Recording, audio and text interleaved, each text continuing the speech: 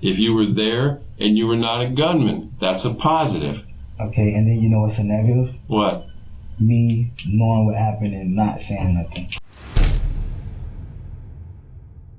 Welcome to BodyCamFootageTV, ladies and gentlemen. Be sure to like, comment, and subscribe for daily uploads. Thank you. Now let's get into the video.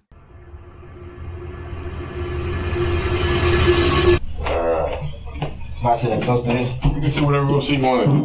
Well, you gotta get closer to me because I'm old. I got my keys. We're locked in here. Alright, let me get some information about your name and good stuff. I already got it. These chairs are terrible for somebody as big as me. After I give you my name, I got one big question. Well, okay, let me ask you those questions first, then you can ask me big questions, small questions, any questions you want. What's your first name? Dedrick, D-E-D. Okay. R-I-C-K. What's your middle name? Devon, D-E-V. D-E-V. O-N. That's Last it? name, yes. Okay. Last name Williams. That one I can spell. What's your date of birth? 3/23/96. 3/23/96. Let me turn off my phone so they don't bother me all day long. As soon as I sit down, they start calling and texting me. Alright, that address they got you from,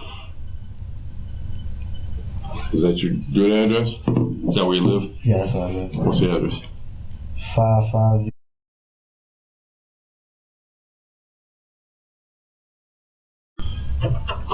Okay. And what about a phone for yourself? 754. Alright, just a couple more questions and you can ask your question. Who do you stay there with at that house? My mom. And what's her name?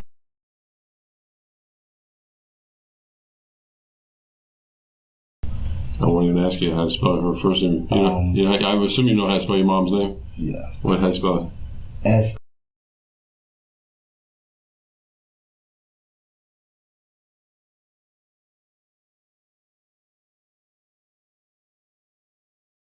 That should be right. Alright, so who else stays there? My kids. How many kids you got? 4. 4? How old are you? 22. Well, I'm finna be 22. I'm 22. Damn, you've been busy. 4 kids. What's the youngest? The youngest is, Nene. Nene is 3. How old is the oldest? MJ is 8. You're definitely busy, man. Stepfather. Oh, your stepfather? None of them are truly you? No. Alright, who else other than the kids? My wife. Okay, his true wife or? I mean, we going through something right now. I've been sleeping in the living room for like a couple months. What's her name?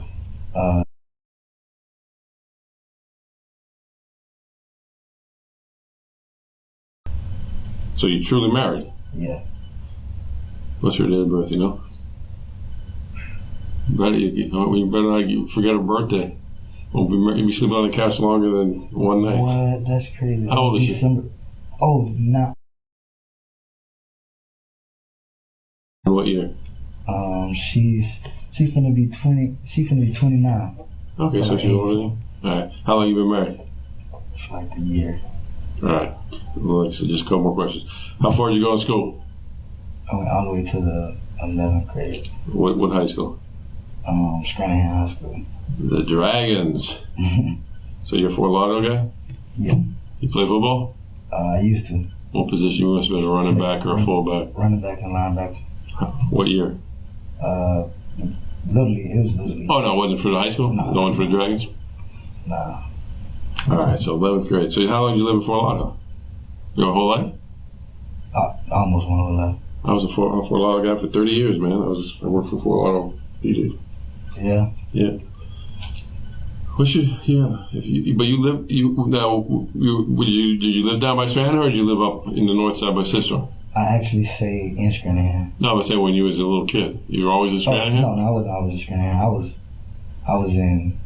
was in by Dillard High School. I stayed in Dillard. I stayed in the Gov apartments. Okay, over there north of Sunrise up on 24 Avenue? Yeah. Those Govs? Yeah. What's your parents' name? I gotta know your people, man. Like I said, I did 30 years of. Mm-hmm. What do they call you, Dedrick? They call me D. What else they call you? pretty much it. Come on, you know when you talk to a guy like me, I know the answers to some of the questions I ask. Chucky. Yeah, they call me Chuck. Okay, Chuck. All right. The last question I gotta ask you: you didn't do any drugs or anything like that today? Nah, I can't do drugs. Why can't you? I was on probation. Okay, but half the world's on probation. They still do drugs. You didn't smoke no weed, no nothing? Nah, I don't like jail. I don't like jail. They test you? Yeah. Oh yeah? What are you on probation for? A grand theft auto I caught when I was 17 years old. 5 years papers. How'd you stay?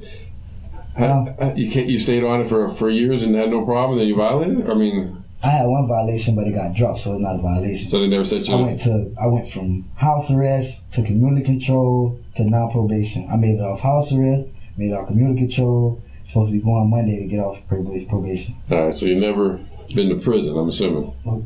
Okay. I'm gonna do what's called reading your rights, and then you can ask me whatever question you want. All right, but go ahead. When you read somebody's rights, that means they're going to jail, right? Well, you have a warrant out for you. We're going to talk about that. But for us to talk, you have to read. I got to read your rights. Now, again, once I read your rights, you can ask me anything you want. But again, we got to do this kind of official because you do have a warrant for you, and I'm going to explain it all to you. And I know life's a difficult thing sometimes. Sometimes things happen. I'm explaining everything about the warrant, and then we're either going to talk about it or we're not going to talk about it. Let me see that tattoo. Fuck? No, it was supposed to say fuck you, pay me, but I got hit on a dirt bike and that just messed up everything. Oh yeah? Got hit on a dirt bike. Yeah, not my You one of those guys who rides around with guns down? Guns down, bikes up? Yeah. Driving around crazy like that? No, I don't drive crazy. I don't do no wheelies, I don't run no lights. Man, that's insane. First off, if you're from Fort Lauderdale, you ever come down here on Sundays when they come out of Tatertown? On the bike? I come out of Parkway. I don't come the same. We link up, yeah. Yeah, oh my God, man. It's like crazy. It's crazy as right. Okay. What I'm going to do is read you these. What I ask for is a yes, no, or I don't understand answer. If you don't understand it, I rephrase it so you can understand it. If you went to 11th grade, what kind of grades did you get when you were in school? Pretty much good. I ain't get A's and B's, but I ain't get D's and L's neither. Okay, so you're going to have no problem understanding these. But if you have any problem, let me know and we'll rephrase it. All right, before I ask you any questions, I want to advise you of your rights under the law. Do you understand I'm a police officer? Now I do, because you didn't tell me you're a police officer first. Christ. Where are we at? We got a police station? All right, we're in a police station. There you go. There's my badge, and I'm a police detective. Okay. I may not look like one, but I am. Okay. And I didn't introduce myself, but my name is John Curcio. Everybody in Fort Lauderdale used to call me Mongo, so I don't know if you're too young to know me, but we all have nicknames. You have Chucky, and I got Mongo. Yeah. Let me see your teeth. What you got? You got initials on there or no? No. Oh, okay. All right. You have the right to remain silent. That is, you need not talk to me or answer any questions if you do not want to. Do you understand? Yes. Okay, here's what I'm old, man. Yes. Okay. Should you talk to me, anything you say can and may be used against you in a court of law. Do you understand that? Yes. Okay. You have the right to talk to an attorney before talking to me and have an attorney here with you during questioning now or in the future. Do you understand? Yes. Okay. If you cannot afford to retain your own attorney and you want an attorney, one will be appointed for you before we ask you any questions. Do you understand? Yes. Okay, if you decide to answer the questions now without an attorney present, you'll still have the right to stop answering at any time until you talk to an attorney. Do you understand? Yes. Okay. No one can understand what I just read you. You said you understood them all. I'm going to ask you questions. You're going to ask me questions. You want to stop at any time. I can just say you can say, well, yeah. I mean, this is America, man. Nobody's going to force you to do anything you want. So what question did you have for me? Well, I just want to know, my kids just left. I'm opening the door for my mom. I see ARs. I just want to know what it is. Well, I wasn't there, so I can't speak for who was there. Obviously, it really hurted me to see my mom get on the ground. Well, look, I understand that, but let me explain to you what this is about, and you understand the serious nature of it. When people see, no one's met you before. I haven't met you before. The guys who came to your house never met you before, so we don't know what kind of guy you are. Okay. You know, the thing about police work is, sometimes when you go looking for somebody, if it's a serious thing, you got to go and make sure you're safe and everybody else is safe. So that's why they probably had ARs on and stuff and everything like that. All right, so what I'm here to talk to you about, and again, I know I'm a scary guy, And I know it's scary being in the police department. And other than this grand theft, whatever else have you ever been arrested for? Burglary. When I was, but see, my grand theft is a juvenile charge, so like burglary, fighting. Okay. What, any other felonies other than burglary? I used to snatch chains. Okay, so it's robberies or whatever, grand theft. I think it's called sudden snatch. Okay, yeah, robbery, sudden snatch. Okay. What I'm here to talk about is a real serious thing. You know, can't get more serious than what I'm talking about. But there's different things about being involved in certain things. So, you know, again, when you talk to a guy like me, you know, again, it couldn't get more serious what I want to talk to you about, but I want to understand, you know, kind of your version of what's going on with this thing. So, Monday, today's Wednesday, right? You know that? Yeah. Okay, do you work at all, by the way? Yeah, actually, how can I put this? I own my own business. Oh, yeah, what kind of business? Tattoo shop. So we should be all right. Where, do you do it out of your house, or you own a business? Where's the business? Actually, I'm waiting for my shop. Okay, where? Open up. It's at my house. Okay, so how long have you been tattooing? Since I was 15. You got all the needles and everything? Yep, and I got my certificate and my license. Okay. All right. So this Monday, today's Wednesday, Monday between say 3 in the afternoon and 4 in the afternoon. You remember where you were? 3 in the afternoon and 4 in the afternoon. Right. Or say 2 in the afternoon. Where were you at in the afternoon? Say after lunchtime on Monday. Tell me where you were your whole day. Mostly I was at my house because I was babysitting my 2 stepdaughters. Okay, so. Yeah, I was waiting on my wife to get off work at 7:30. Okay. So if noon, you know, I don't know what time you eat lunch, but noon is like lunchtime. You didn't leave from the house from noon to 7 at night, or did you go anywhere in between there? No, I went somewhere that night. Okay, not night, but it gets dark about 7, 8 o'clock at night. Yeah. Let's talk about from noon, which is lunchtime, till it got dark. So 7 or 8 o'clock at night. Did you leave the house at all between those hours, during the daylight hours? I mean, you're saying Monday, I can't really like. It's only 2 days ago. Alright. Yeah. See, let me. Did you get along good with your dad? Nah. He didn't give you that fatherly advice kind of stuff? He wasn't really there. He tried to be there later on in life. Okay, well, how old do you think your dad is? He's probably like 40s, or like me, I'm in my 50s. He's probably like 38. Damn, he's young. All right, well, I'm gonna try to give you some fatherly advice here. You can take it or not take it. What we're gonna talk about is serious, so little stuff that I ask you, don't get caught up with not telling the truth on little stuff, because when we get to the part where we're talking about not little stuff but big stuff, the only way I can believe you is if you tell me the truth on the little stuff. So let's deal with the little stuff. Between noon and 7, did you go anywhere that you remember? Did you leave the house? On Monday? Yes, Monday. And again, I know you're scared to death, and I know your mind's racing. I'm really trying to think. I know, but again, you gotta understand in life, sometimes telling the truth is always the best. Right. You said from 3 to 4 Monday? Well, let's start from noon till the sun went down. No, consider like 11 o'clock. Yeah. I mean, again, noon to the sun goes down. Did you go anywhere? I was babysitting on Monday. All right, cool. I got that.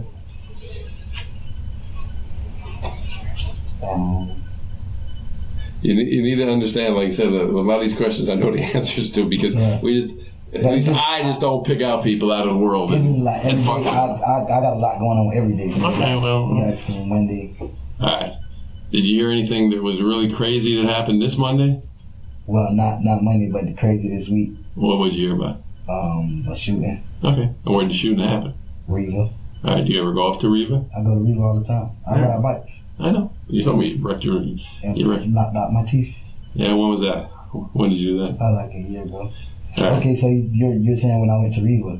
Yeah. Well, are you saying you went to Riva? Because I don't remember what day it was. Okay, but so what day? When was the last time you were at Riva? Or when did you think? How many days ago were you at Riva?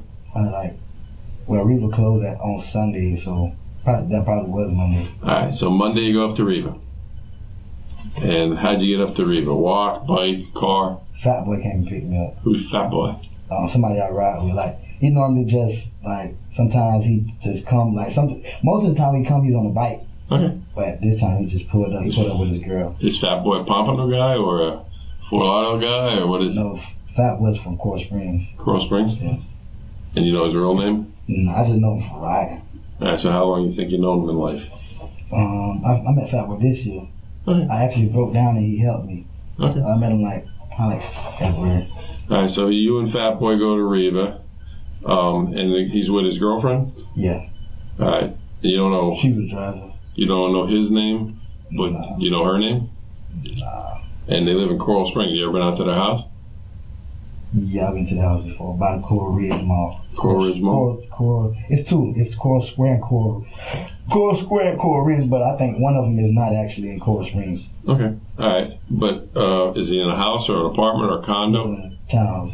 Townhouse? They keep on sending me texts, these people.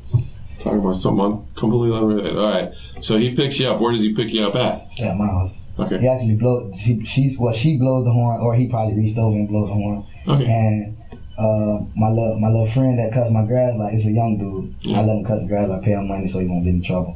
He actually just came in. He was talking to me about the tattoo he wanted to get, and my girls was there because I was babysitting, like I said. I was like, I'll be right back. I've been waiting for somebody to come all day because no car was there. Okay. So I was like, I'm finna be back. I'm finna go to Riva and get me some grips and some gloves and stuff. Okay.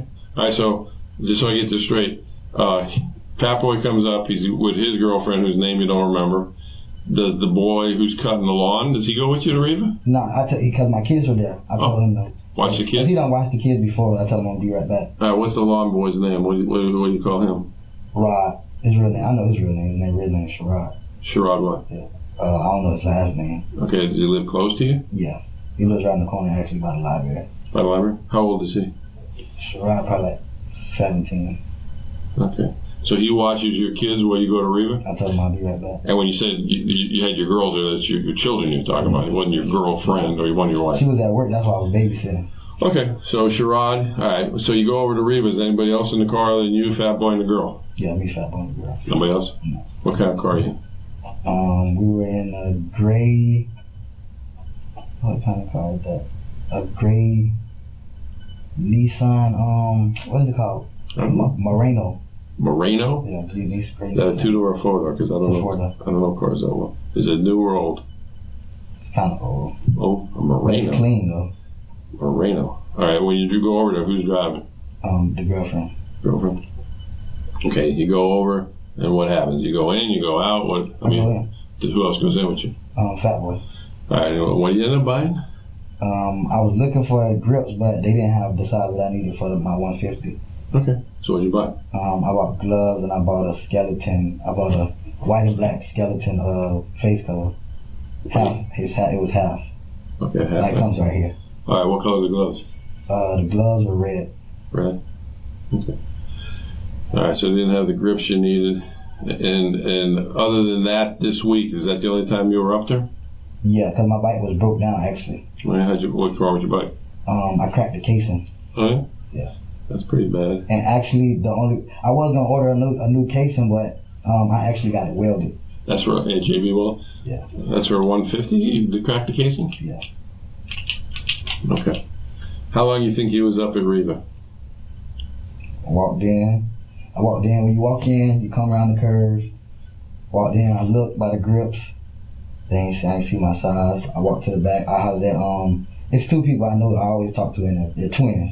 Okay, they work there? Yeah, they work there. Are they black or white? They're white. You don't know their names? Twins. Twins? Yeah, I always, because the reason why I started talking to them, because I seen one day and walked around the corner and I thought I seen them again. Then we started talking and they used to help me like get parts for my bike and stuff. I come there a lot. No, I know people, they told us you come there a lot. All right, so how long about? I mean, how long you think you're there? Probably about 10 minutes. 10 minutes, and where do you go from there? Probably less than that. Where do you go from there? I went back home because I had to get my kids. Okay, and did... I really didn't, sometimes I leave him with my boys, but, leaving him with girls, even though he's a cool little dude, you'll never know. Okay. So I had to get back. And did Fat Boy and his girlfriend stay, or did they leave? No, they left. All right.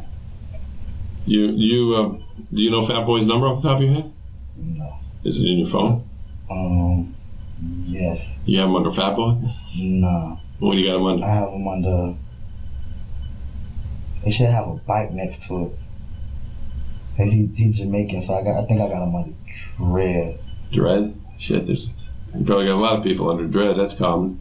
But I don't really deal with a lot of Jamaicans, so it should. But he's true Jamaican. He speaks like a Jamaican. He got an accent. Dread? Yeah. Okay, you remember what? Should have a dirt bike by it. Okay, you remember what he was wearing when you were up there? He had on some jeans. I like this color. Okay, long ones. Yeah, long jeans. How about his shirt?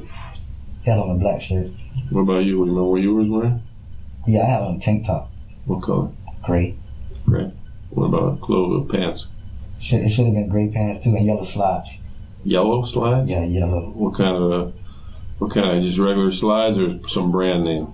Adidas, but you can't really tell. They just yellow with 3 black stripes, but they real bright. Real bright. Yeah, not like none of those Versace's or Gucci's or just anything. Just go face. You wish. Yeah, I wish. They're all made out of rubber. They're all the same, man. You guys pay big money for the same piece of rubber. Just put a different. I don't. I mean, honestly, I wouldn't. Like, even if I had the money, I wouldn't buy that type of stuff. Yeah. It's pointless because this stuff's way cheaper. That's comfortable. All right, now the big famous thing that happened on Monday that everybody's talking about. You know, tell me what you think I'm talking about. About the little beef thing going on with, I don't know how to say his name, going on with the rapper and the 2 rappers. Okay, who are the 2 rappers? I don't know how to pronounce the person that got shot, but I know how to pronounce Soldier Kid. Okay, Soldier Kid. Yeah. Do you know Soldier Kid? I used to listen to his music. Okay. You ever met him in person? Nah. All right. That's all they call him, is Soldier Kid? Soldier Kid. Sniper Gang. Sniper Gang? Yeah, Sniper Gang Red. Sniper Gang Red. Okay, and the other guy whose name you can't pronounce, do you know him? Have you ever seen him before? Not until, after, 2 hours after I left from there. Okay, 2 hours after you left? You saw him 2 hours after you left? No, I didn't know his name until 2 hours after I left. I was scrolling on Facebook and I seen him. Okay, did you see him up at Riva when you was up there? Nah. But I don't really know him. Okay, but did you know what he looks like is what I'm trying to get at? No. No? You've never seen him in your life? No. I heard he was like a gothic rapper or something, so I wouldn't. But you know what he looks like now. He's kind of light skin. He got blue hair. Gold hair or blue hair? Gold hair. Gold hair? Yeah. I don't believe it. I don't know what color his hair is. He only got hair right here. Now he got gold. This side gold and this side black. Gold dreads. Okay, so he's got like half and half. Yeah. Okay, but you mean when you saw his picture on Facebook, it's not somebody you've seen before. You've been to, and you've seen him out, or you've seen him at a concert or anything like that. No, because he raps. They say he raps gothic music, so that wouldn't even be nobody. I'm just asking, man. I don't know what kind of music you listen to. That would be a way that I know him. Okay, I was just asking. So you don't even know what kind of car he was in? Did you see the news? What kind of car he was in? Yeah, I seen what kind of car he was in. What was he in? Looked like a Ferrari. Ferrari?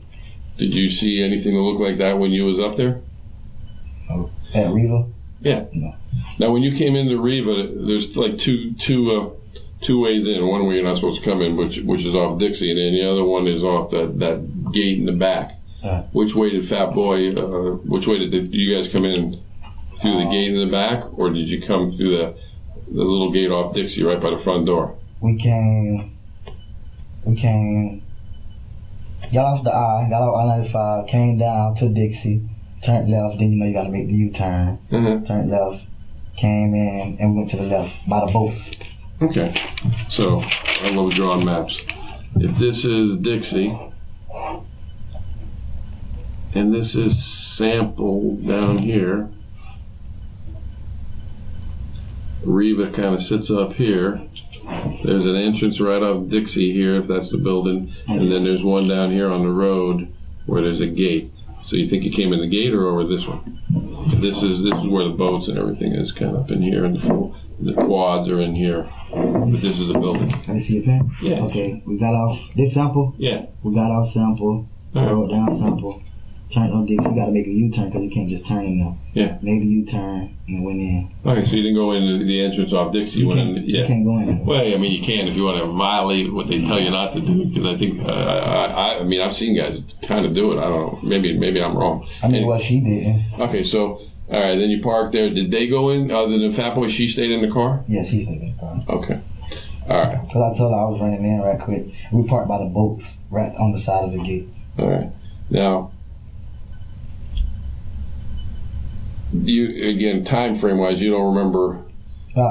Did you pay cash or did you got like a credit card that you bought this stuff with? No, I paid cash. You remember? Did you know who you bought this stuff from? Did you know the guy who sells the stuff? Whatever he's the sales manager or whatever. Is that somebody you knew?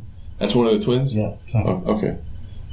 But you don't know which twin. But he was the one you actually bought it from. Twin with the one of the twins have a whole sleeve because you know I like tattoos, so I look at them. Yeah. Okay, one of the twins have the whole sleeve, but I bought it from the one with he just has a little bit. Okay, so the one with the least amount of tattoos. Yeah. How old are these twins about, you think? Again, my age? They look like they're younger than me. Oh, they look like they're about 20. Okay, so they're real young guys. Yeah, they're young. All right. Now, again, you know, I'm one of these guys, I'm so easygoing, you'll never believe how easygoing I am. I could sit here and, you know, I've been working the streets for 38 going on 39 years. So I heard everything. Right. I mean, I've literally heard everything. Right. Here's the problem with your story. And I'm going to tell you, because I don't want to make you feel like I'm here to hurt you. I'm here to find out what happened and the truth, and so we can deal with the truth. Right. Reva, let's talk about some of those motorcycles in there. Expensive, ain't they? $20,000-$30,000? No.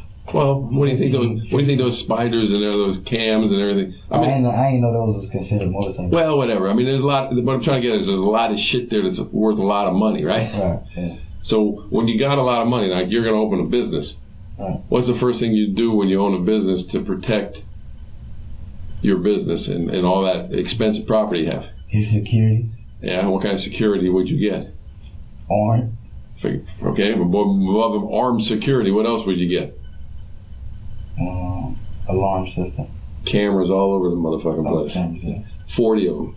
Right. 40 of them. So as me and you sit here and talk, I kind of know everything that happened because I've seen it. Right. So when I say to you, I don't mean you any harm, I don't really mean you any harm, and I don't want to sit here and say you're a liar because you're scared.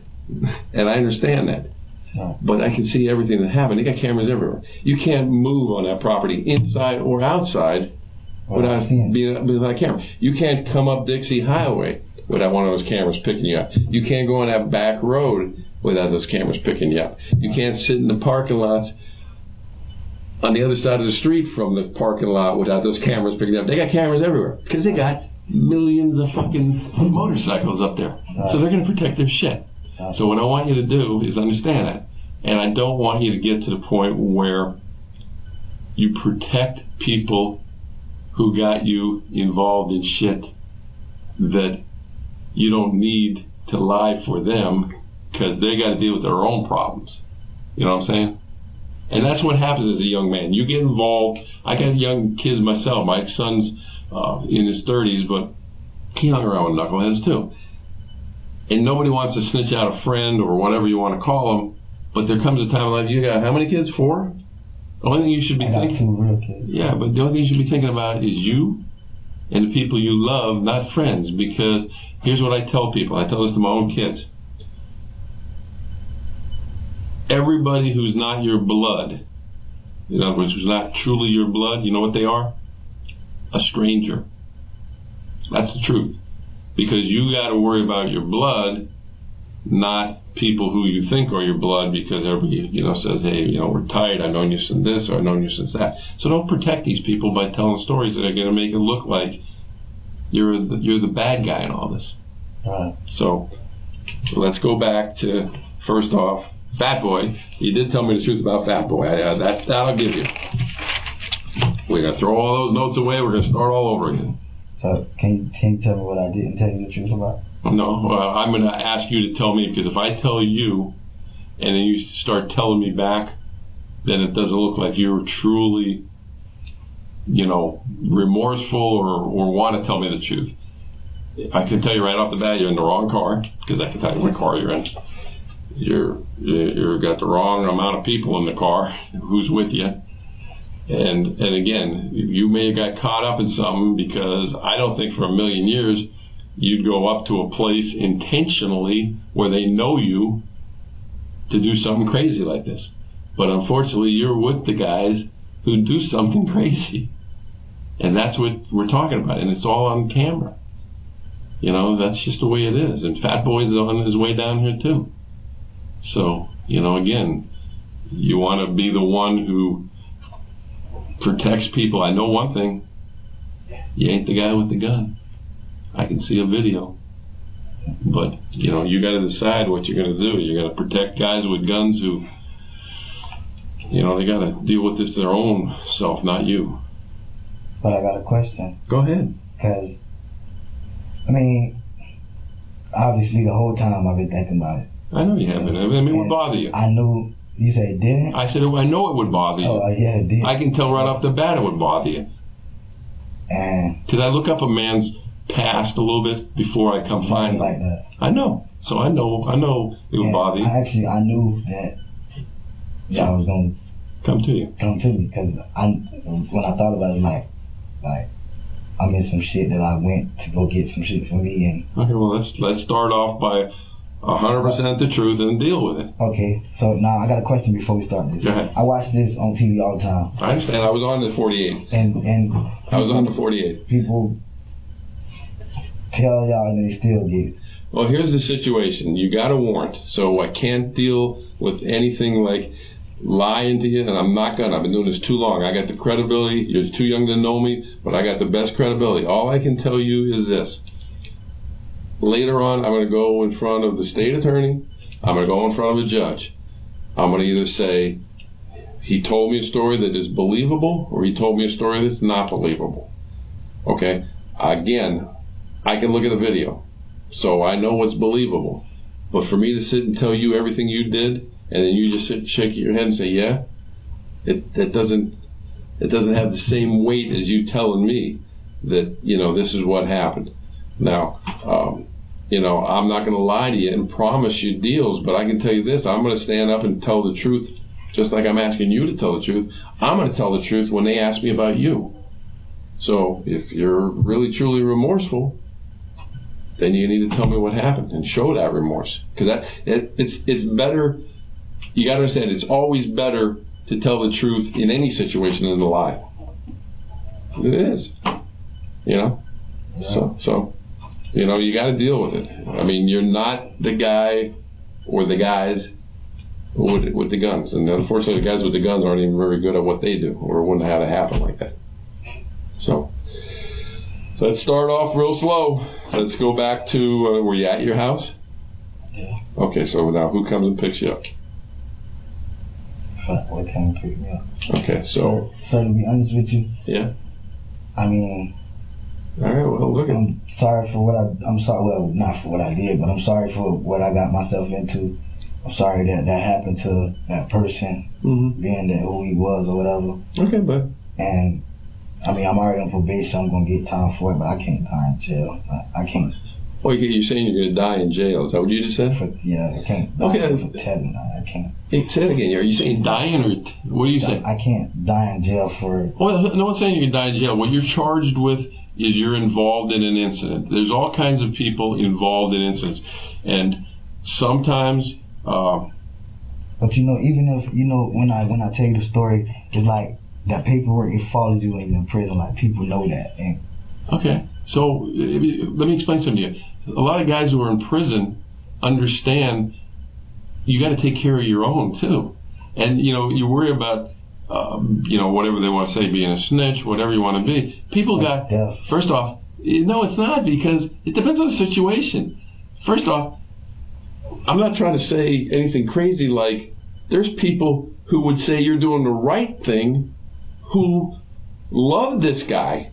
And believe me, there's a whole fucking world out there who loves this guy. I never listened to his music, so I don't know. But if you ain't the gunman, I can see your eyes welling up, buddy. You need to understand this.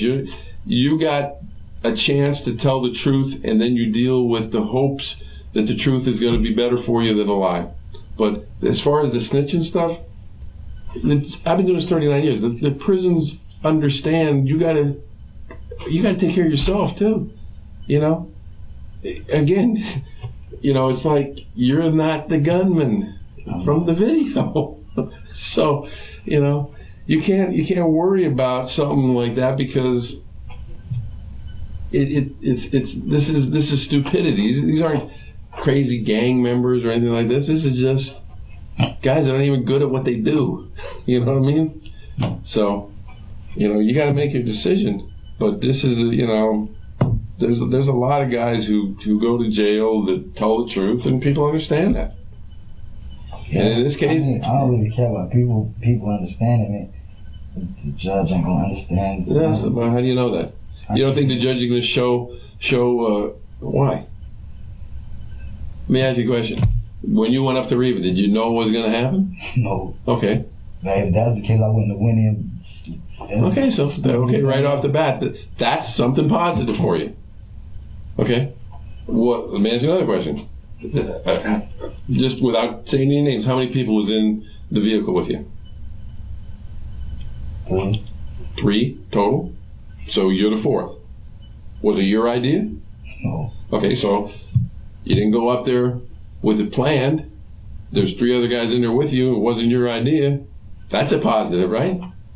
Yeah. So tell the whole story. And these are positives that are going to help you with the judge believing the truth. Yeah, maybe help get 20 years. I can't speak what's going to happen. All I can tell you is the choice is yours. Do you think the truth is going to be better for you than lying? I mean, that's the truth. What's going to be better for you in front of everybody, in front of your mom, in front of the courts, in front of people who know you? What's going to be better, the truth or lying? You know, I can't say you're not going to be in shit. I don't know what's going to happen. All I know is when it goes to court, I'm going to called up. I'm going to put my right hand up. What happened? I talked to Chucky, and he told me this. Do you believe him, detective? Either yes or no is going to be my answer. Did he have remorse? Yes. You know, yes or no is going to be the answer.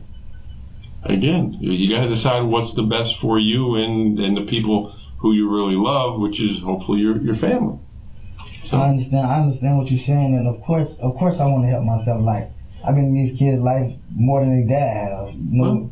And I know my family love me. I understand what you're saying. Telling the truth is gonna help me, but I just need to know what it is that I should say and shouldn't say. Like, you should tell the truth. If you was my son, I would say I don't give a shit if no matter what the crime is with my son. I would never say to my son, don't do anything but tell the truth.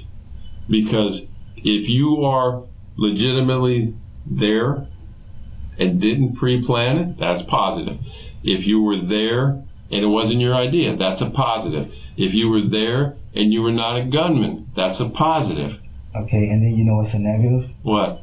Me knowing what happened and not saying nothing. That's true. That's a negative. But that we're already dealing with because we got video cameras. So again, all you're doing is showing me that you understand what happened. Yeah. You know, people get scared. I understand that. Sometimes it'd be nice if you called me up and said, hey, I got involved in something. I should have, you know, not been there with these guys, but I understand it doesn't happen like that. Very rarely does a guy call me up and say, hey, I'm here. Sometimes it does, but not very often. But when we come out and get you, it's kind of like, now you're here. You know what I'm saying? And we do get guys that come in and, you know, we have no idea who they are, and they all of a sudden come in and say, I'm the one you're looking for. That would have been better.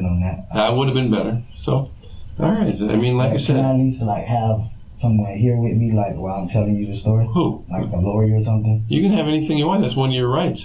But I want to have a lawyer while I'm telling the truth. I mean, I'm going to tell the truth. Okay, but do you have a lawyer right now? No. Okay, well then you're going to end up having to go to court and wait and everything else. But I mean, as soon as I get on the phone, I can get a lawyer here. Well, no, they have to point you one and everything else. No, I'm talking about a paid lawyer. You have a paid lawyer? I just want. Well, do you have a paid lawyer? Yes. Okay, what's his name? I don't know his name. My uncle. It's my uncle lawyer. Okay. Does your uncle have his number and information? Do you have it in your phone? No, I got my uncle number in my head, by heart. Okay, do you want to call him? Yeah. Who's your uncle? His name is Vincent Campbell. Vincent Campbell, wrote that down. Alright. Alright, because what I'm going to do is you're asking to speak to your uncle so you can so you can either decide whether you want to invoke your right to have an attorney here. So let me see, what's Vincent's number? 954.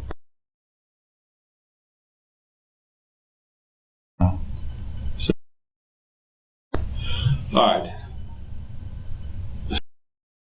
Alright, what I'm going to do, because you don't want to talk to me anymore, I just don't want you to... No, I never said I don't want to talk to you, but I just want to, because...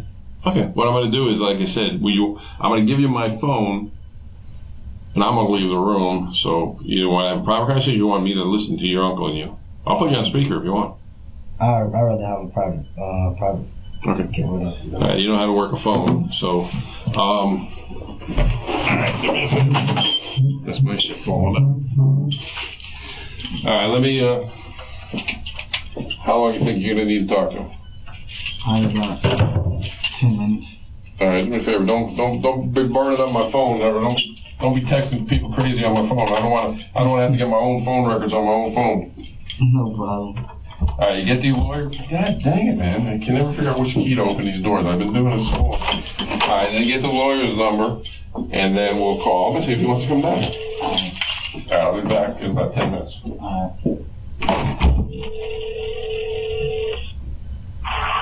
Hello? Hello? Hello? Hello? Yeah. Yeah. I need you to send me a lawyer. See you a lawyer? Yeah. Where you at? I'm at the place on what it's called Broward. What in the Copper Cellar? I don't know what it's called. I ain't never been here before. It's a tall building. Right on the corner of Broward and 27? Yeah. You could do it. You been arrested? No, I ain't arrested. I'm up here for questioning. What I was finna say, hello? Yeah. When you get off the phone, you can do me a big favor. What that? You can call Chanel.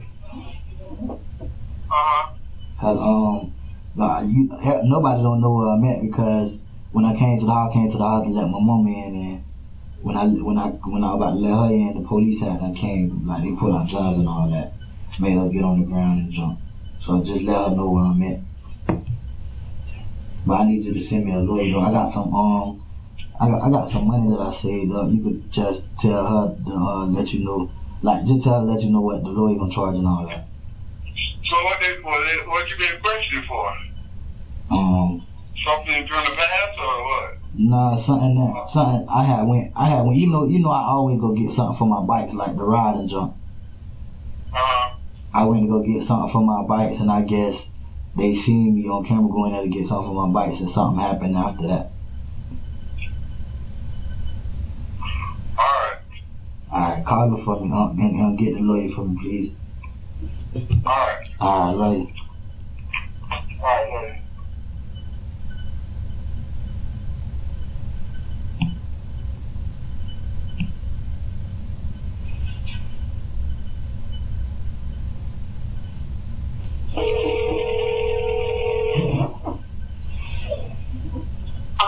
Hello? My mama okay? My mama straight? You know she's not. I just called him Vince. I ain't know I was gonna be able to call you again. I just called him Vince. I told him to call you and shit. I told him to send a lawyer down here. So why you didn't call me? How I was gonna call you? What are you talking about? Do you know? I was gonna see the because they not saying shit. Do you know it took me 10 minutes from work to get here? Yeah, I bet. I almost shitted on myself when they moment you on the ground. What happened? Okay, never mind. Where you at? I'm right here at the detective station, I think. They took Luke. They took who? Yeah, Luke. Wow. I called Luke. I was like, Luke, get in my house. I don't know what's going on, because, you know, we let months out there. I'm never going to get what happened. I'm like, Luke, go to the house. Something happened. He made it to the house.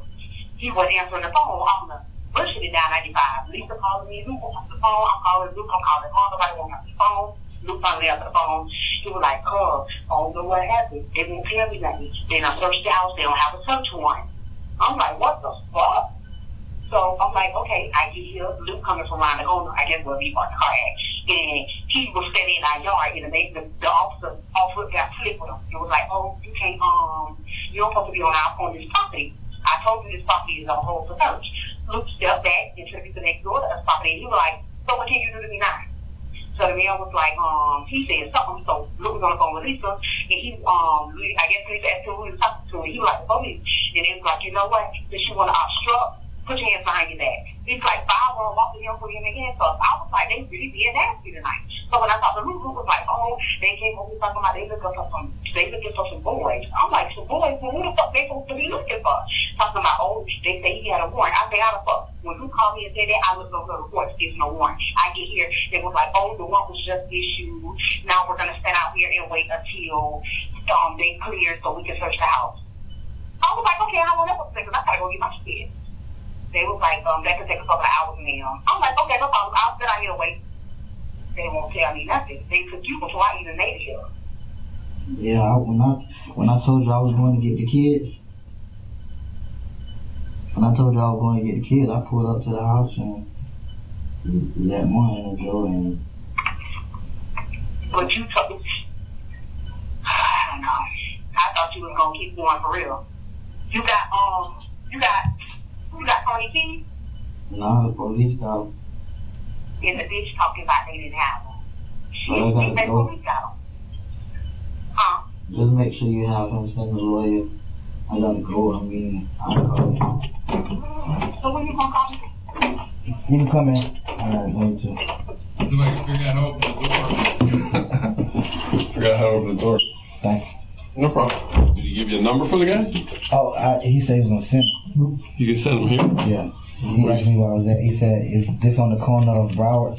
Yeah. Well, what I'm trying to, let me get, does he have his number? Because that way I know if he's coming. I don't want to sit here and wait because I got to go talk to Robert. I got to talk to Robert. You can call him. That's Fat Boy Robert. That's his real name? Yeah. Vincent, that's what I'm talking about? Yeah.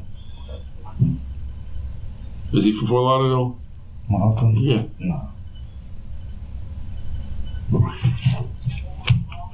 Hey Vincent, this is a police detective who I just lent your nephew my phone. I don't know. Can you hear me? There's a bit of background in the back. All right, the lawyer that he's asking you for, I just need to know if he's actually coming down here or not. You know, or what's your lawyer's name so that you can have him call me so I know if he's coming down here or not, because I don't want to sit around and wait for him if he's not going to actually come down here.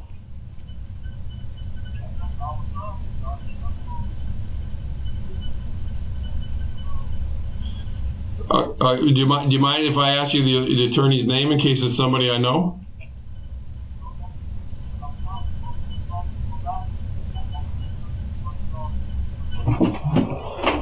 Oh no. Well, I mean, I'll tell you what. I don't know. Again, I was out of the room. I let your nephew have some privacy. Your nephew's charged with first-degree murder. So, hey, your phone's breaking up terrible. He's got a warrant for first-degree murder. Yeah. Where are you? What city are you from? Pompano or Fort Lauderdale?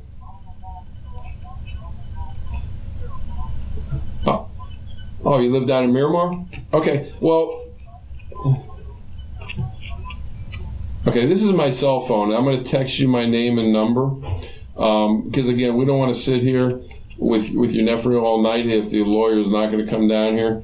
But you know, your nephew's belief is that he wants to tell me the truth, but he wants the lawyer to come down here and sit with him when he tells me the truth about what we're talking about. And, you know, again, I don't know if the attorney who you're going to call is going to want to do that or not. I just need to know if he's going to want to do that so we don't sit here all night long, because I got other people I need to interview on this case that we're looking for. So the attorney you use, do you use a normal attorney, or are you going to look for an attorney like in the Yellow Pages?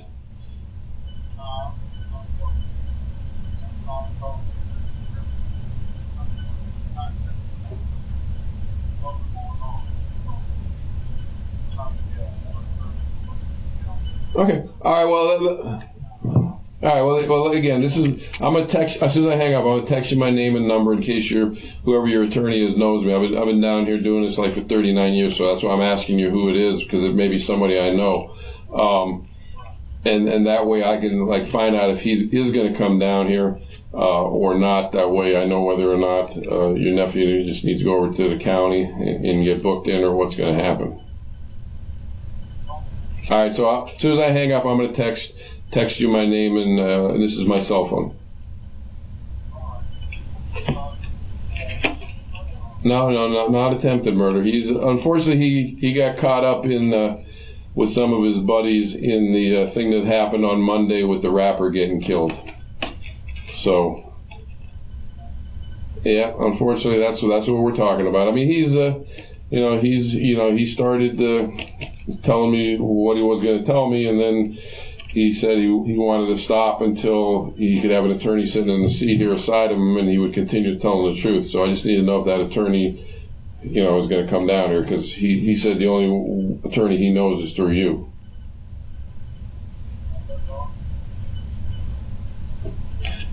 All right, like I said, I'm going to text you my name and number in case the attorney knows me, so he can call me directly. All right, thanks a lot. He's leaving work in Miramar. What's he do for a living? Upholstery. All right. We're not going to talk about the case, but I just want to ask you what he was doing. Those kind of questions, I just want to ask you about that. I used to do it with him, actually. Upholstery? Mm-hmm.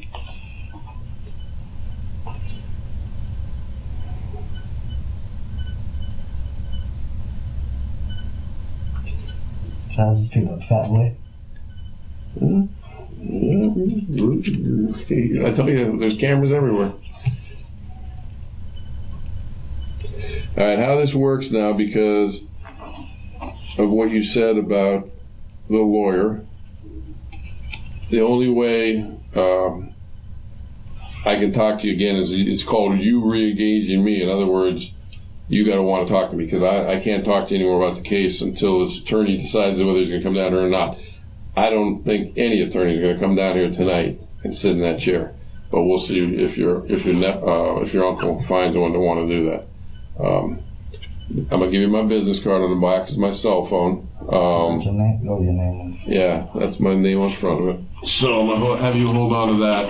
If he doesn't call me back, right now it's 8:48. I'm gonna give him about a half an hour to see if he can get somebody to call me back. If not, we're just gonna have to take you down and book you in. All right.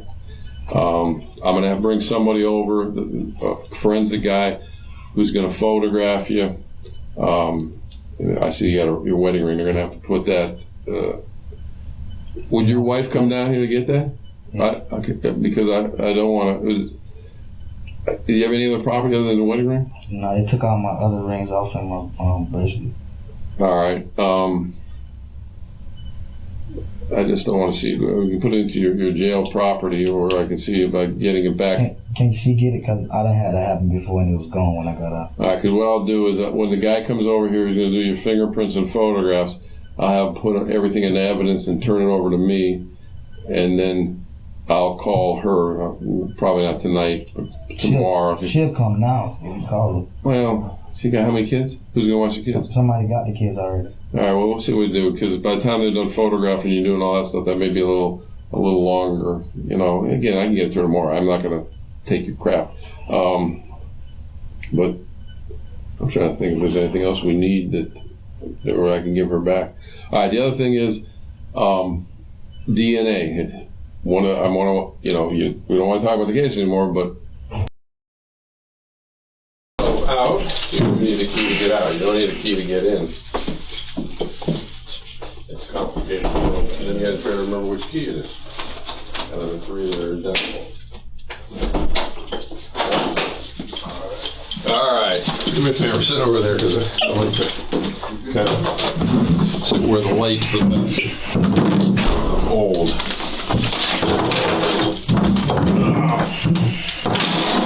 All right. I just want to make sure I got your name and everything straight first. Then I'll explain to you what's going on. You don't got no ID on you, right?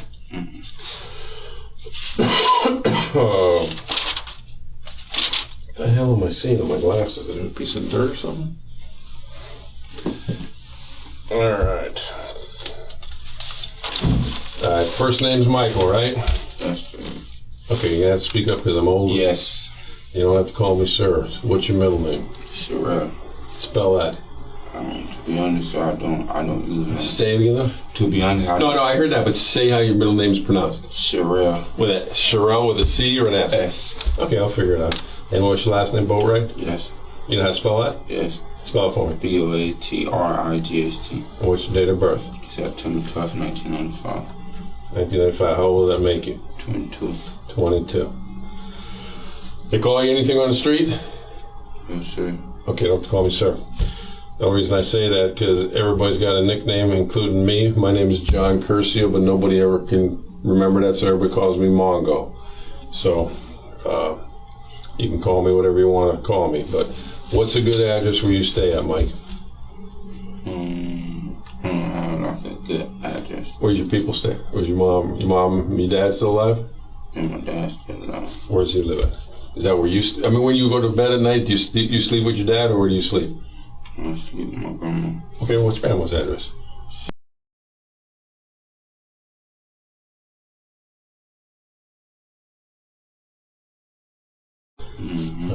Spent 30 years over there with the Fort Lauderdale Police Department. What's your grandma's name?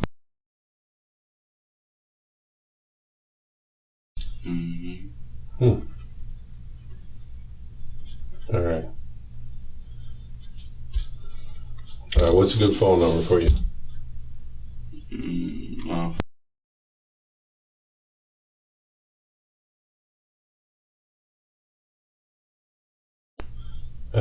How long you had that number?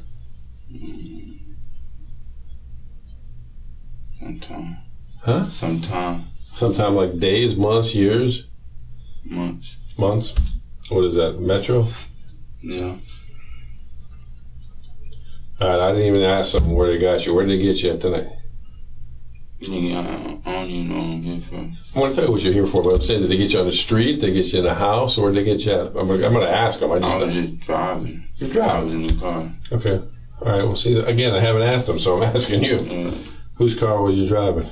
I wasn't driving. I said I was in the car. Oh, well, see, you talk so low, I couldn't hear you. Okay, you was in the car. Yeah. You're a passenger. Yeah, I know what's going on. Yeah, I got to get some background about you. Yeah, you're a passenger. I have a warrant from a judge for you, so I'm trying to get some information from you. So I never met you before, you never met me before. That's why I'm trying to ask you certain questions. You was driving in a passenger. Who was driving the car tonight? This girl I know. This girl you know? Okay. Okay. How far did you go in school? High school. 10th grade. 10th grade? Where'd you go? Different schools. Okay, which one? Last school I went to was Pine Ridge. Pine Ridge down there off Davie? Yeah. Before they put you in that school, because that means you had some problems in some other school. What other school were you at? The Northeast. Northeast? Northeast? Shit, you were all the way out in Terravella and Coral Springs? Where else? Yes, sir. So which one did you go to last, Northeast or Terravella? Northeast.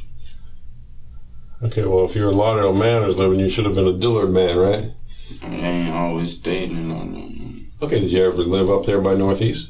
Yeah, that's why I went to Northeast. Okay, remember, who were you staying with up there? My grandma. Okay, these aren't tough questions, man. You play I'm trying to see sports or not? I'm asking you to get information background. Now, believe me, I'm going to tell you what this is all about in a second. I'm going to give you a copy of what this is about. But I got to get background so I know who I'm talking to and you know, did you understand? I don't want you, so I didn't know that. Okay, well, I'm just letting you know. All right, so you went to Terraville, you went to Northeast, you went to what grade? 11th, 10th grade? Mm-hmm. What year was the last year you went to school? 2001. Mm-hmm. Was it a long time ago? I saw you had some competency court things. What's that all about?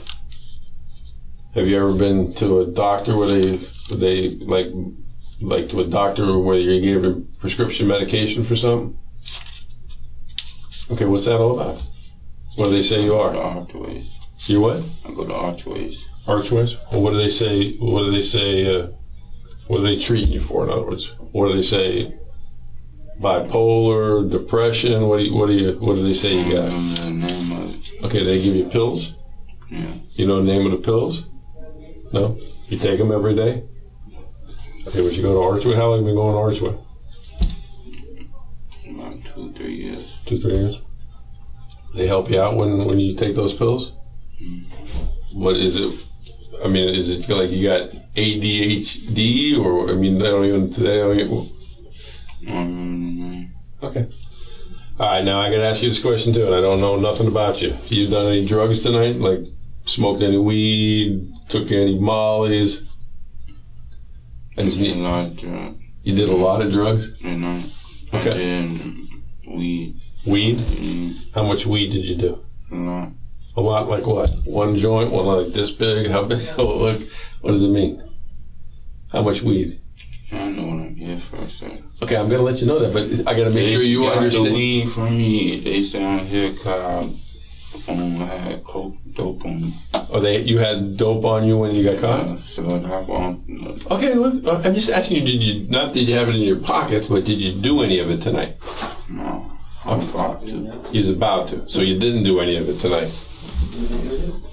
All right, somebody else is coming in. Sergeant Tell is here. If you wanted to talk to him, somebody wanted to talk to him. Who wants to talk to him? Oh. I finished shaving. Oh, okay, well, we're live. I'll be right out there, Sergeant Rattel. I got the other two. Okay. Put over somewhere. Okay, well, Walt should be coming out there in a second. Hold on a second. Wait, no worries. Let's digress from this conversation. Yeah, because we were talking about District 5. Okay. Because of the construction. Okay, I gotcha. You know what I mean? Send him over there? Oh, by the way, the arms look good. All right. I'll send him over there? Just John Brown is at his desk, I think. I saw him come in. Just I think he's at his desk. So make sure that that's an agreement with Walt, because that's what we were going to do. Okay. So, as far as you said you got two more or all? No, I'm sorry. It's not the other two. It's the passengers of the vehicle. Oh, okay. I thought you meant the other two. Okay. Yeah, just let, he could probably do those out front there. Okay. So, all right, I'm in the middle of. Gotta do the thing. All right, they're talking about something totally different. All right, going back to me and you. You didn't do any of the drugs tonight. You know, you didn't smoke them. You didn't. Okay, well, what we have is a search warrant for a murder case. And I was just asking you to see if you did any drugs so I know if you're high when I'm talking to you. And I'm going to have a man come in here. He's going to take your fingerprints and your DNA, and he's going to take pictures of you. And then I'm going to come in, and you can either talk to me or not talk to me. All right? It's up to you. All right? Is that all right? But again, I just wanted to know how high you were tonight, and you're saying you're not high. So that's the only reason. Obviously, I made you mad by talking about that. All right? Have any questions before I bring the other man in here?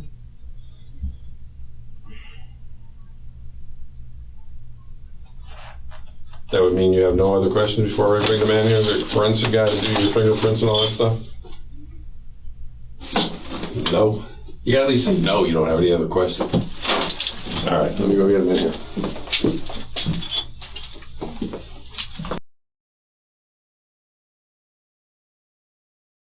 I'll be right back. I'm going to get a copy of the warrant, huh? So I'm going to jail? Yeah. For what? Well, let me go get with the paperwork I got to bring you, and I'll explain it to you. I was going to explain it to you, but we're going to get back to the point where I understand that you understand what's being said to you because you're not high. That's the one thing I was asking you. Okay? So I'll be right back. In fact, let me make this easy for you so you're not confused. Put your knee over here. Okay. I'll be right back with you. You want a water? I want to understand what I'm here for. I'm going to explain it to you. You want a water for when I explain it to you? I just don't want to know what I'm here. Okay, I'll be right back in.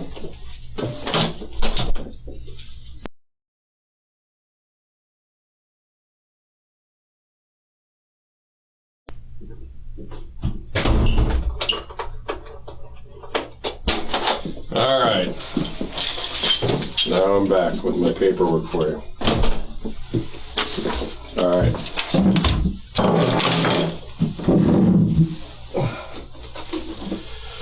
I'm going to explain to you everything you want to know. But I only wanted to ask you one question. That was your drug use, if you were high or not. Do you mind answering that question for me before I tell you everything you want to know? Just been smoking weed. Okay, but how much weed did you smoke? 1, 2 joints? Been smoking all day. All day? All right. Do you know who I am? You know what I do for a living? I'm a police detective. I just want to make sure you're not so high you think you're on Mars. You know you're in a police station, right? Okay. Let me sit closer so I can hear you. Above and beyond the fact you had drugs with you tonight, again, I'm not a drug detective. And I went in front of a judge to get a warrant to do exactly what that man did, which was take your DNA, take your fingerprints, and take your pictures in reference to a murder investigation, because something I've been investigating, people brought your name up into it. Okay, that's why I'm explaining it to you. So for me and you to talk about it, and so you understand what this is all about, I'm going to read you your rights, and then you have the decision to make whether you want to talk to me to hear what this is about or not. So I'm going to jail for what? At the moment, you're going to jail for the drugs. What do you want, community release? Pre-trial? Yeah. Okay, you're going to jail for that. I haven't finished my homicide investigation yet because I'm still doing that, but again, you're here. I don't know nothing about that. Okay, well, that's why we're going to talk about it, because your name got brought up in it. I got a search warrant for the homicide case to get your DNA, your photographs, and your pictures. But that's why I want to talk to you. You haven't been charged with the homicide yet. Well, I was going to say, because... Okay, but again, when I started asking you little questions and you said about drug use, you know, for me to explain it to you, I got to read you your rights. You had your rights read to you ever before in your life? Yeah, I've been arrested before. Okay, so you had your rights read to you? Well, let me read them to you again. I don't know if it's the same thing you finna read now. Okay, well, what I'm going to do is read them to you, and, you know, again, this is something, each one of them I'm going to read to you, and then you just say yes or no, or I don't understand. If you don't understand, then I'll explain it to you, you know, so you can understand it. You went to 10th grade, though, so, you know, these shouldn't be hard to understand, but if you have a problem, you let me know. You say he can't get pictures and DNA. I know for a fact I don't got nothing to do with what's going on. If he already got the pictures, can I just go to No, you're going to jail. Yeah, I know. Can I But then you won't get to know what it's about. So when I'm done reading these, if you don't want to talk to me, you can say you don't want to talk to me. But then you won't know what it's about. But is that? I mean, do you want me to read this to you? What? You want to know why I got a judge to give me a warrant for you or not? Yeah, you just said because people will try saying me. Okay. Well, again, what I'll do is I'll read you these. If you understand them, you can make the decision to hear what. I don't got nothing to do with it, so I really don't want to, you feel me? Okay. Well, once you read these to you, if you don't want to answer one or two of the questions or any of them, you don't have to answer any of them. All right. Because if you're not involved, then one of the first questions I'm going to say is, where were you at? No. So, you know what I'm saying? Mm-hmm. Okay, so once I read these, you make that decision. Right. Okay. Before I ask you any questions, I want to advise you of your rights under the law. Do you understand that I'm a police officer? Yeah. You want me to show you your badge? Oh, it's right over there. See? Work for the sheriff's office. I'm a police officer. All right. You have the right to remain silent. All right, no one understand your rights as I read them to you. I'm going to ask you questions. You can ask me questions. And I don't want to ask no questions. you don't want to ask no questions? You want me to tell you anything about what the case is? You can tell me, but... Okay, well, you seem confident that you're not involved in it, so I guess my question is, what do you think the case is I'm working? What is it about? There's a million cases out in the street. I don't know. That's what I'm saying. But whatever it is, I'm not involved in nothing. Okay, so again, you don't... I was here, like I said, for the drugs. Well, you are here for the drugs too. Okay, well, I mean, I can't help that. That's got nothing to do with me, but I mean, you got caught with drugs, you got caught with drugs. I'm here because... again, this investigation, somebody brought up your name on, did you read about the rapper who got killed up at Riva Motorsports? Yeah, I read about that. Okay, I can't even pronounce his name. You know what they call him, XXX? Yeah. What's the rest of his name? Ted something? Okay. That thing is what your name got brought up into. So the question would be, that happened on the 18th, which was a Monday 2 weeks ago. You know what today's date is? Yesterday was the 4th of July. Today's the 5th. So it would have been 2 weeks ago this Monday just passed up at Riva. Do you even know where Riva is? No. It's a motor place up in... from the news, I know it's a motor space. Okay, but have you ever been there before is what I'm trying to get at? No. You don't ride dirt bikes? No. You're not one of those guys that comes out of Parkway on Sunday? No. Okay. All right. So you've never been up to Riva, not even at all? No. Okay. If you'd like, I'll bring you in some pictures of who's bringing your name up into it, and then you can tell me why you think they're bringing your name up into it. No. You don't want to see the pictures? Okay. There's a boy named Chucky. Do you know a boy named Chucky? The tattoo man. Yeah, the tattoo man. Yeah. You know him? You know him? Yeah, the tattoo man. Okay, but is he, you know him from seeing him in the newspaper, or you knew him before he got arrested? Yeah, for doing tattoos, yeah. Okay, has he ever done your tattoos? A few of them. What? A few of them. A few of them? Which ones? Yeah, a long time ago. Okay. Well, you got a ton of them, so do I, so I'm just asking. All right, so he's done your tattoos, so he knows you? No, Oh, you just business? Tattoos, yeah, like business-wise. Okay. Does he tattoo you at his house or at your house?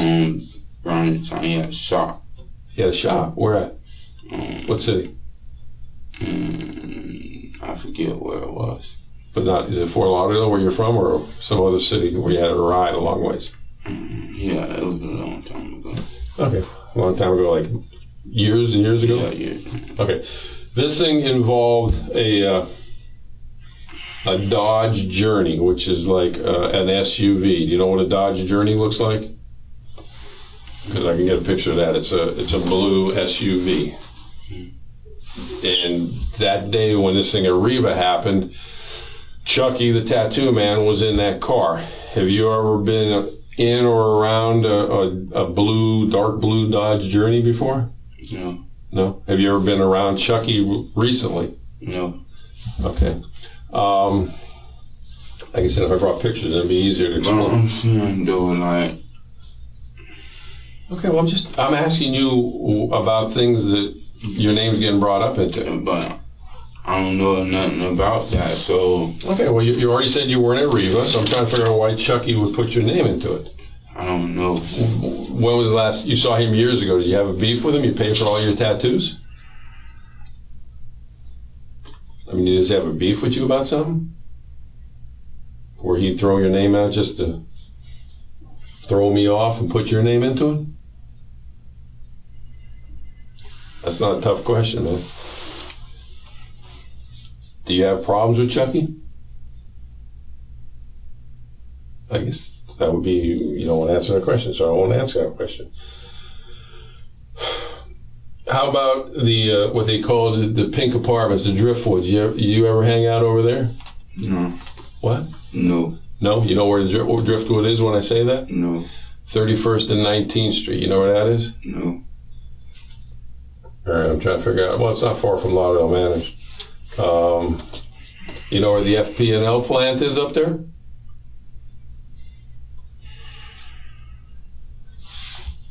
show you a little map. This is the swap shop. Yeah, say no disrespect. You know, I have nothing to do with me. I just. Okay. Well, again, I'm just asking you if you know where our apartment complex is. This is the swap shop. This is Sunrise Boulevard. This is 31st. You're going north. The Driftwood's up here on 19th Street. FP&E plants over here. Across 19th Street on this side is the tire shop. This is the Driftwood Apartments. Do you know where that is? You ever been up in there? No, I ain't never been in that. I think I rode by before though. You rode by? It's got gates on it where there's a gate goes in. Yeah, I rode by. They used to call them the pink apartments. Well, you're too young for that. But you never been into Driftwood? Okay, Chucky's got a big fat friend named Fat Rob or Big Rob, or his mama lives right down here on 17th Court. When I, again, if I had the pictures, you'd let me bring the pictures, and I ask you, do you know Big Fat Rob at all? No? Like I said, I wish you let me bring the pictures in so I make sure you know who these guys are who are bringing your name up. But you don't know Fat Rob, whose mama lives right over here? No, these guys are all, every name I mentioned other than Chucky, you don't know. All right, well, it's like I said, I'm just trying to solve the mystery. Now, that phone number you gave me, I guess the policeman, when they stopped you, had two phones on you. One's what, an iPhone, and one's a, which number is the 600 number? The iPhone or the other one? No, iPhone. The iPhone? And what was the number again? I think I wrote it down wrong. 954? Yeah. And that's the, what color is the iPhone? Black. Black. And what's the other phone you got? It's a Metro, but I don't know the number of that phone. You don't have the Metro? And what, I didn't look at it. What is a Metro Galaxy or Cool-Pad? Which one have you had longer, the iPhone or the Cool-Pad? Cool-Pad. How long you had the Cool-Pad? About? Some months. Months? Is it in your name or somebody else's name? Somebody else's name. All right. I don't even want to ask you about that. Anybody else use that phone but you, that Cool-Pad? Sometimes I let the kids play with it. Oh, you have kids? I don't have kids. Oh. I let the kids play with it. But what kids? Just any kids? Yeah. I mean, you lend it? I'm at a girl's house. Oh, when you're at a girl's house, you let them play, but you don't give it to somebody and say, hey, you don't rent out your phone, right? Oh, no. You don't give it to somebody and say, hey, bring it back in a day or two. Okay. You sure you don't want me to bring these pictures in so we make sure you don't know who I'm talking about? I mean, I want to bring a picture of the fat guy in.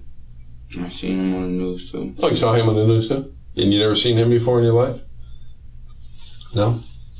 They call him, his name's Robert Allen, but they call him, Chucky calls him Shatta, which is Jamaican for hitman, I guess, which I don't know how he's a hitman because he looks like he hit the buffet. He don't look like he kind of little round to be a hitman. So, all right, so you don't know him, you know Chucky. And how long has it been since you think you saw Chucky? Years, months? Okay. All right. I guess they brought those girls down that you're with too. So, was one of them you're like, are they just friend girls or one of them your real girlfriend? Friend girl, one of my girl. Got no babies or nothing with her? Which one's your actual girlfriend? The one who's driver. The driver? Alright. Now this car that I'm asking about though, you haven't even seen one like that? What? The Dodge Journey where you've been around it or in it or anything like that? So again, why do you think Chucky, this is your copy of the warrant, why do you think Chucky would put your name into it? You know Chucky's girlfriend? The girl with all the tattoos? She don't know you though? Okay. Alright, you can have that.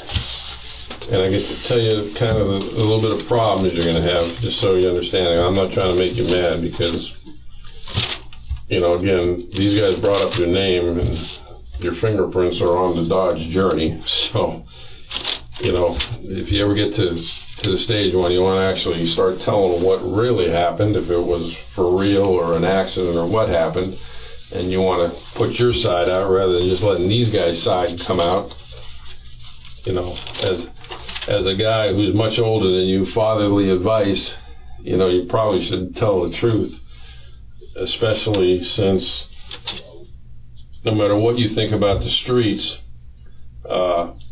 when people are sitting here, they want to get themselves out of things, and they want to get out of it by throwing up everybody else's names.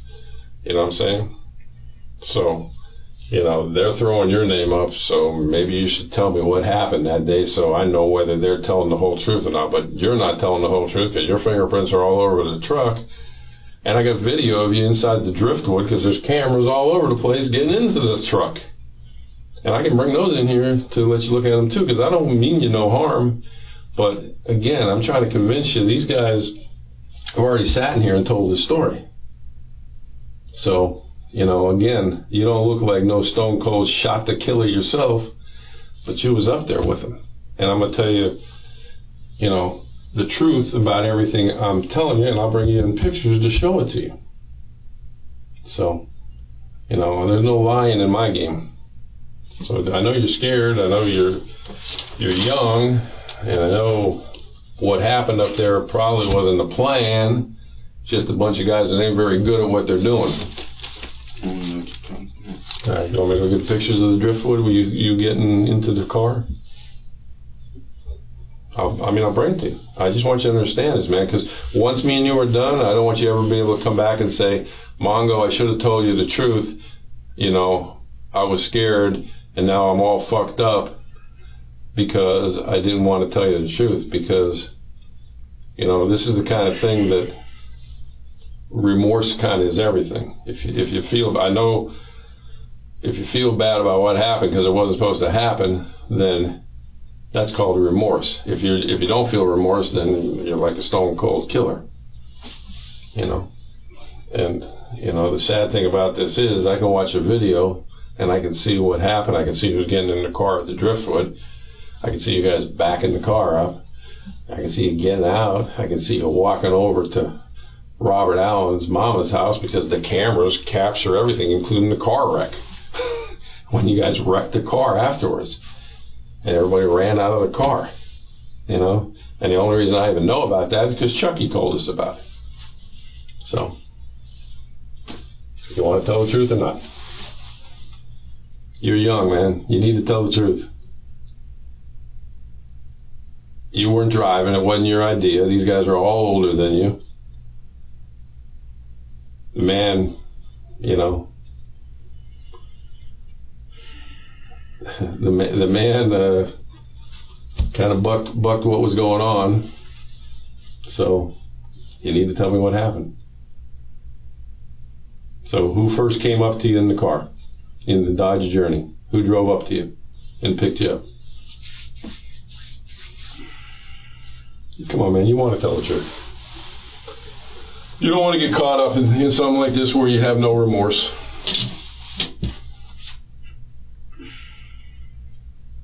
You know, they have no choice. They walked in right to the store, right on the video, went right into the store up to the counter. So you know when they come down here, they're going to tell the truth.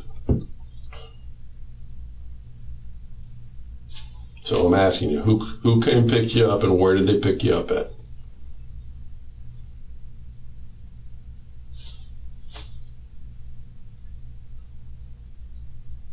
You don't want to tell me?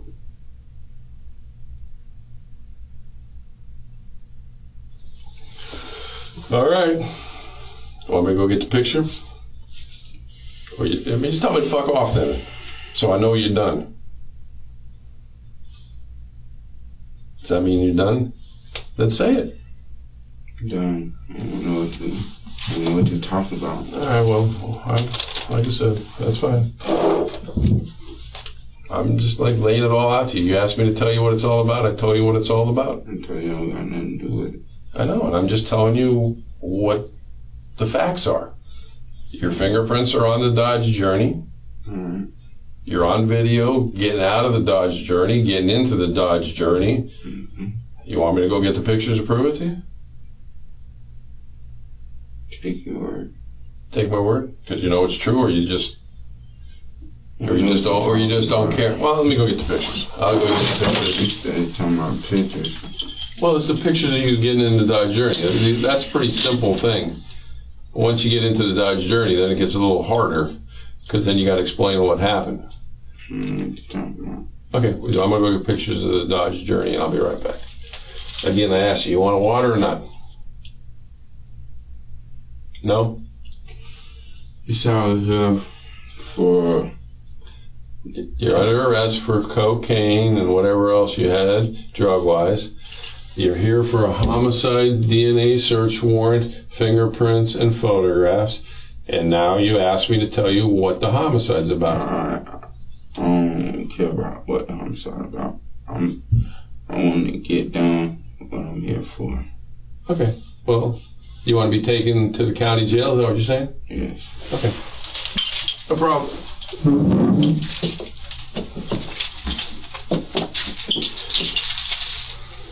You know what happens when your phone gets in that parking lot at Riva Motorsport? Picks up the router. You know that? Okay. I'll be back. I'm going to take you down.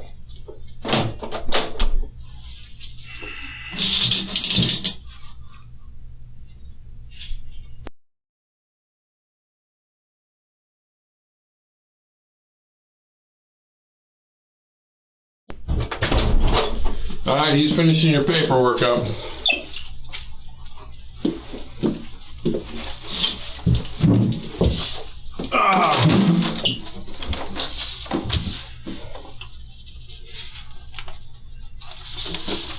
There's you and Trey walking over to Fat Boy's mom's house. So, anyways, he's finished your paperwork up. As soon as he's done, if you're ready, he'll take you. All right?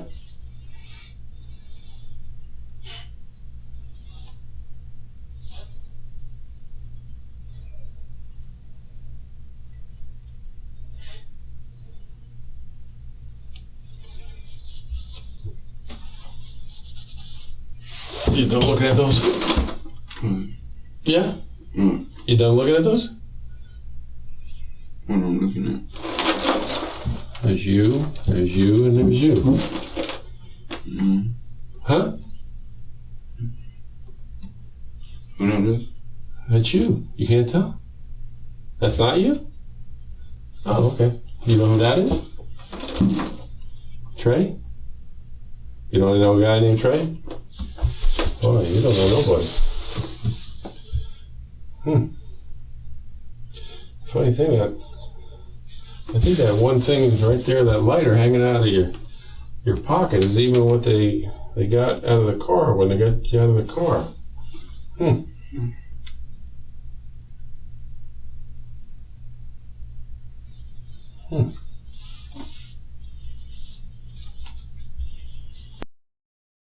Actually, all you should do is go to the search phone on your phone.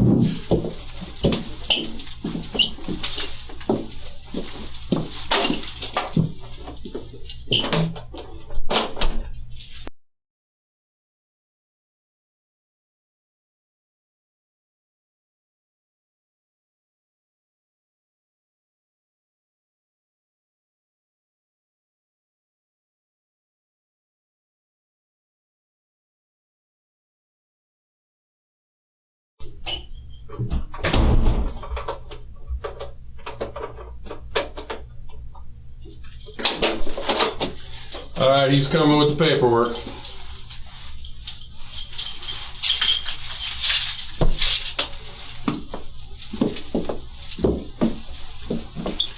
Oh!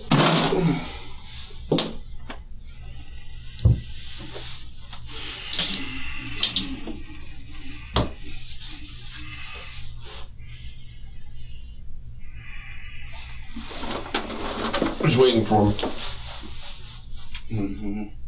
guy who's going to take you to jail, the guy in uniform. The guy who caught you with all the drugs.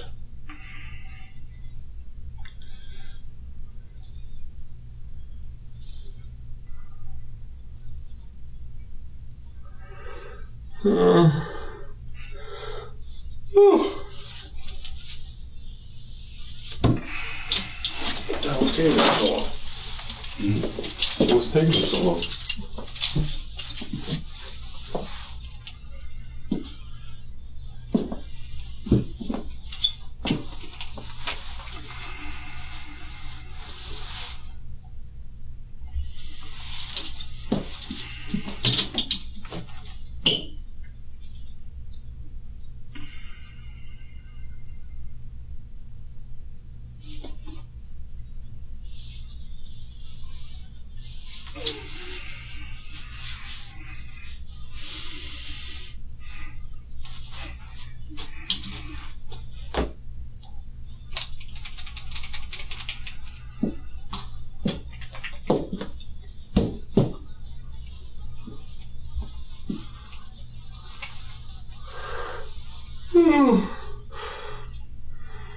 You want me to tell your grandma where you're at? No?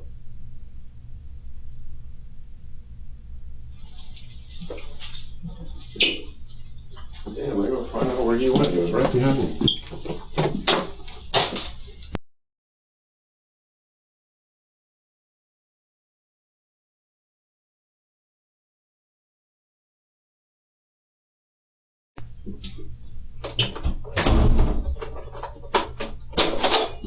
All right, stand up so we can take that leg iron off you. All right, you gotta put your, actually, do me a favor, sit back down because the hole's on the other side. Put your leg up, but don't get me all dirty with your feet.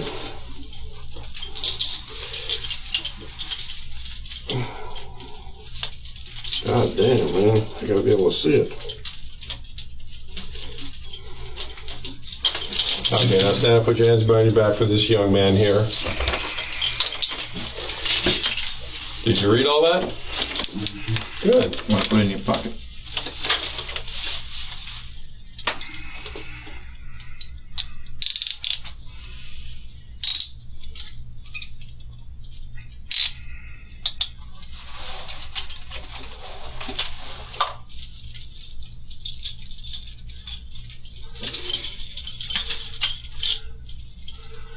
Oh.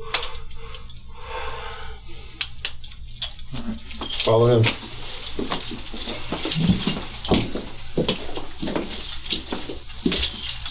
Well, unless you sit aside of him, because I definitely need a table. Get another chair? Yeah, we got another chair. Can you move this over there? Yeah. God dang, that's heavy. What do you got? Your wallet in there? No, not at all, man.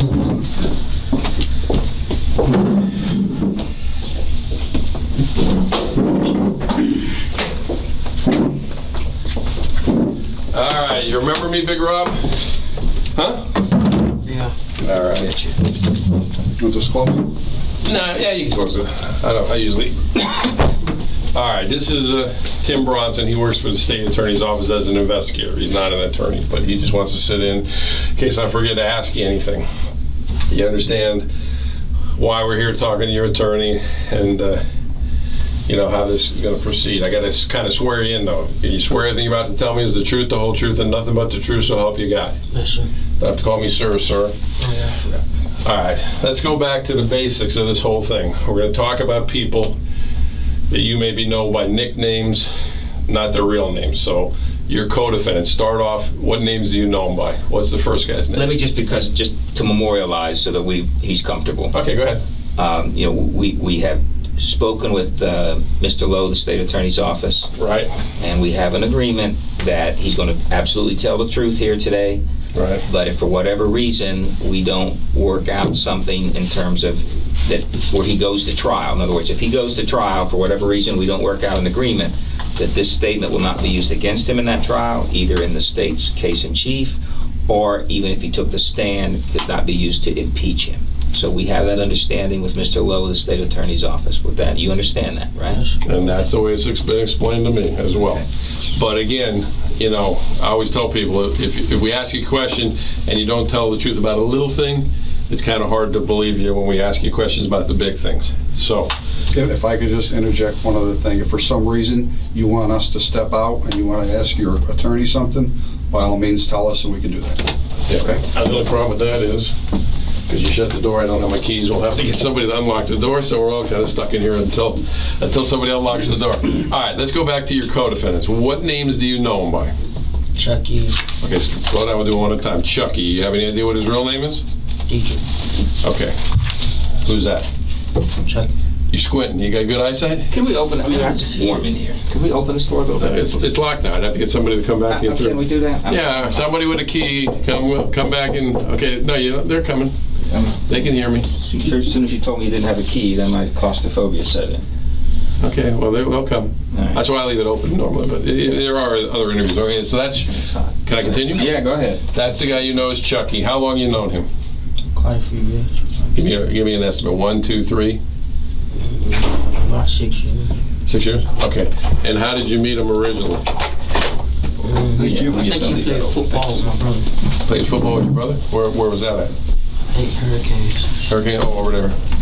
Youth Athletic League? Yeah. Okay, over there where Disco Dave got shot? Up on 19th Street?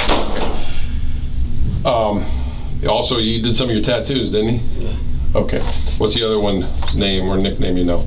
Boatwright. All right, Boatwright. Who's that? Boatwright. How long you known Boatwright? Close to 2 years. And how did you meet him originally? I think just being around. Just in the neighborhoods? Yeah. Okay. And what's the last guy's name? Trey. All right, Trey. Is that Trey? Yeah. And how did you meet him? Being around. Okay, same neighborhood.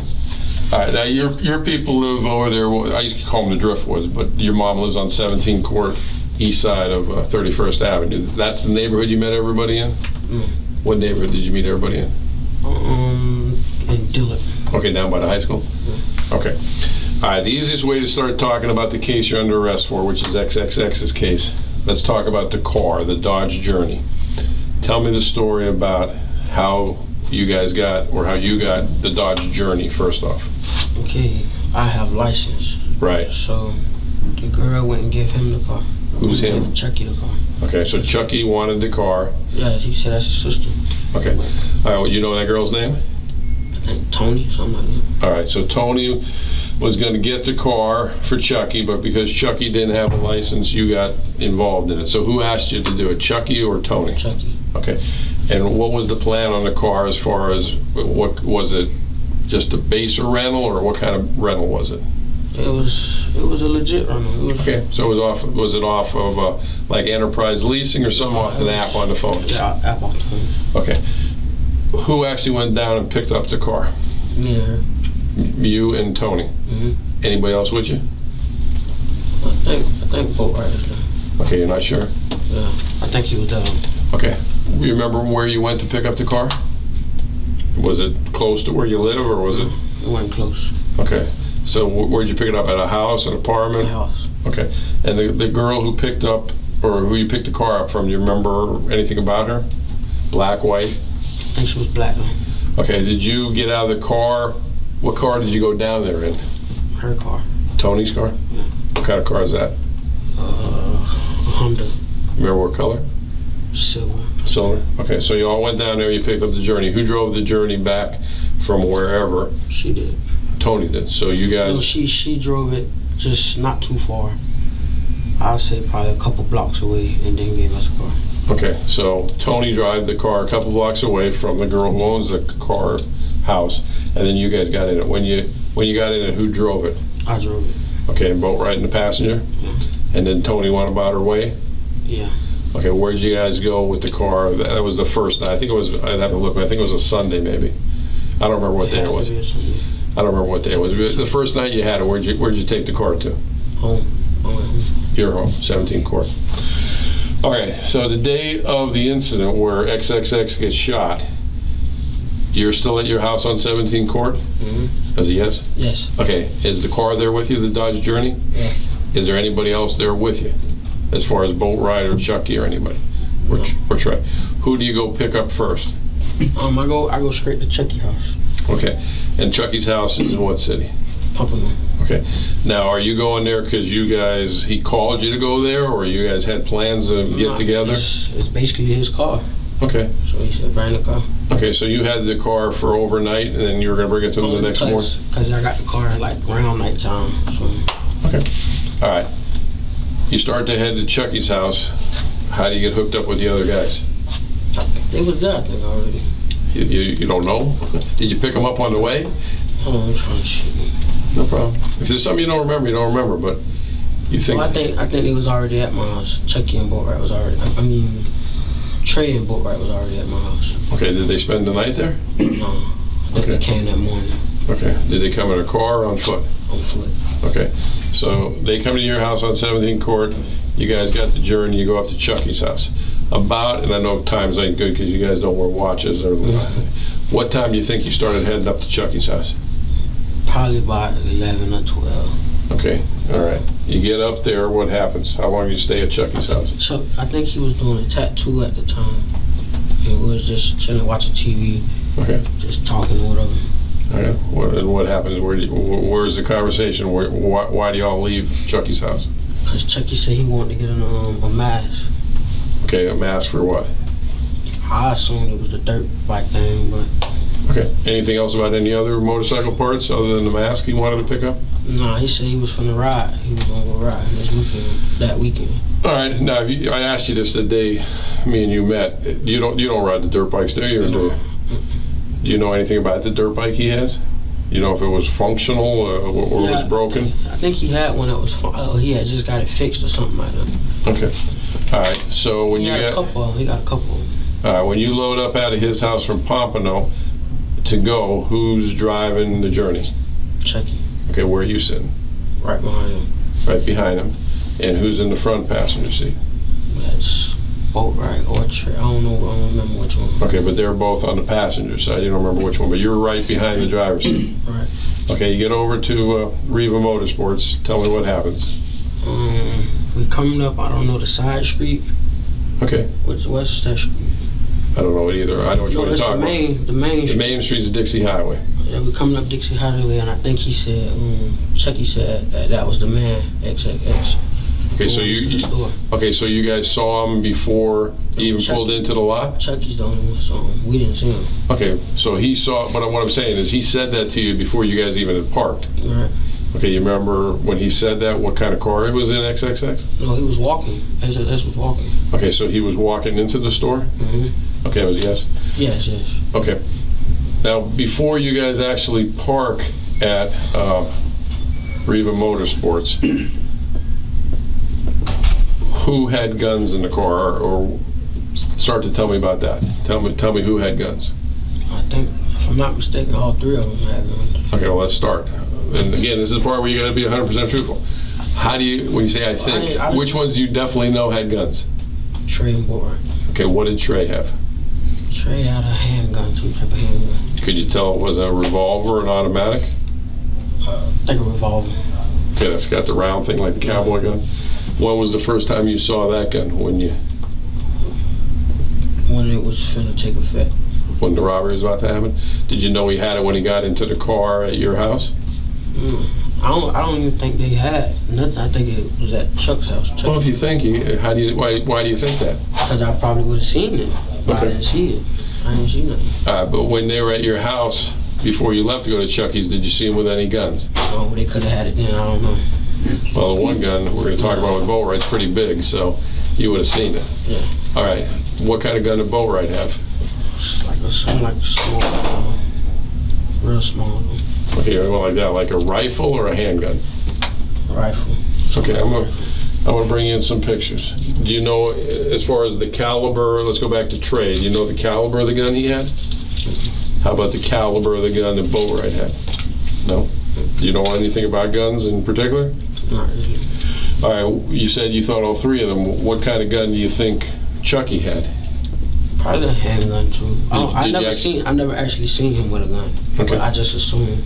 Okay, but when you're at either, you didn't see Trey or Boatwright at your house with a gun. Did you see any of the guns when you were at Chucky's house before you guys loaded up to go over to Riva? Just one. I only seen Trey gun. Okay, and why did you see that? Did he have it out? I mean, how did you see that? I think he had it out. Okay, keep on saying I think, man. Either you know or you don't know. I'm almost sure. I think he had it out. Okay, so you guys going into Riva, you're still driving. Chucky says there's XXX. He sees him walking. What happens from there? I mean, we was already going there anyway, so we still go on about our business. And then Chuck said, I think that had to be him, because I think that's the same car that he has. And I was like, yeah. And then they tell me to go in. They said, go in and see if that's him. Okay, who's saying that? I think Trey said that. Okay, you go with the I think. You're not sure? I mean, if it is, it is. If you think it is, it is. But you keep, every time you say I think. Trey told. Okay, all right, so Trey said you go in, and who goes in? Me and Chucky go in. Okay, and as soon as you go in, obviously we've seen on the video what happens. What do you do once you go in? I call Boatwright. Okay, and do you have Boatwright saved in your phone, or do you just know his number off the hat? I know his number off the I had his number saved, I think. Yeah, because we never got your phone, if you remember. We'll talk about that in a little bit. All right, so you go in, and what do you tell Boatwright on the phone? I see, yeah, that is him. That is him. Okay. And what do you guys do when you're in the store? You make the phone call to Boatwright. You say it's definitely XXX. You guys go make the purchase. Yeah, that's it. We don't say nothing else. And then what do you do? Go back to the car. Okay. We sit in the car for a second. You know, they're talking about it. What are they saying? Chuck is telling them to get him, basically. Do you say to get him to rob him? Yeah, get him to rob him. And I'm like, man, I don't know about y'all, but I just came. I'm on video, and they're like, that's not a good idea. I'm gonna get in trouble for that, because I know I'm on video. All right. What are they gonna rob him for? I guess it's jury. I guess, or you know? Well, it's jury. Every time you say I think or I guess, man, again, I kind of can tell you, you know exactly what they were going to rob him for. You just don't want to say it, so you got to stop guessing and stop thinking. All right. So, what kind of jewelry were they talking about taking from him? Bracelet, necklace, rings? Yeah. All of the above, or one of the above?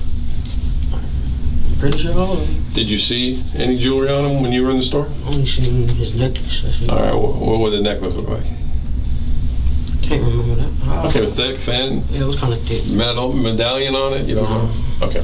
All right, so you guys sitting in that car for about 10 minutes in the parking lot. I don't know if it's 10 Who else, well, I'm telling you, who else was saying anything about getting him other than Chucky? Trey. Okay, did they start to do anything to get ready to get him? Yeah, Boatwright pulled out a gun. Okay, and that's which gun is that? The rifle? Yeah. Okay. Anything else they did getting ready? Not right there, they move. Whenever they move, you know. Okay, so they moved to the other spots. Yeah, and then that's when they put on their masks. Okay, what kind of mask did the Boatwright have? Like? Some all black mask. Okay, but like Chucky's was like what they call neoprene. I don't know what they call. Was Boatwright's different from his, or was it like a ski cap, or was it something different looking? How a ski cap is. It's like what you wear in your head. You know how everybody wears that rolled up? Oh no, it was like Chucky's. So it was a full face mask. Yeah. Okay. All right. So you pulled that other spot. What happens from there? They wait on him. Okay. And what happens is when they see him? Chucky cuts him off, and they both get out and rob him. Okay. Can you see actually, because the door's open, who fires the shot?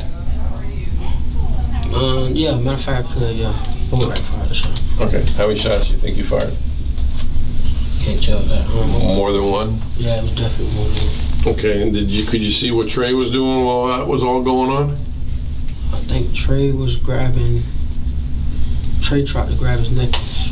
Okay. And he ended up running around the car, going inside the car and grabbing the bag. Okay, what kind of bag was it? Louis Vuitton. Louis Vuitton, a big one? Small one? Kind of small. How much? Show me. Okay. All right, and what happens after they get the bag and they shoot him? What do?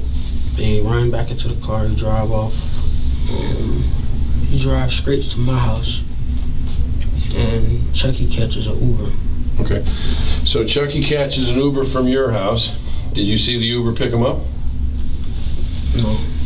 Okay. Did he use his phone to do the Uber, or I'm not sure. Okay. Well, But that's what he told me, so I'm catching an Uber. Okay, but he went to your house originally. No. Now, did you guys look in the bag on the way down from Pompano? No. Okay, so who had the bag in their possession when you got to your house? Trey. Trey. All right, so Chucky left before anybody went in the bag? No. He left after everything got dispersed. Okay, so what was in the bag? Money. How much? 50,000. 50,000. What kind of stacks were we in? 10,000.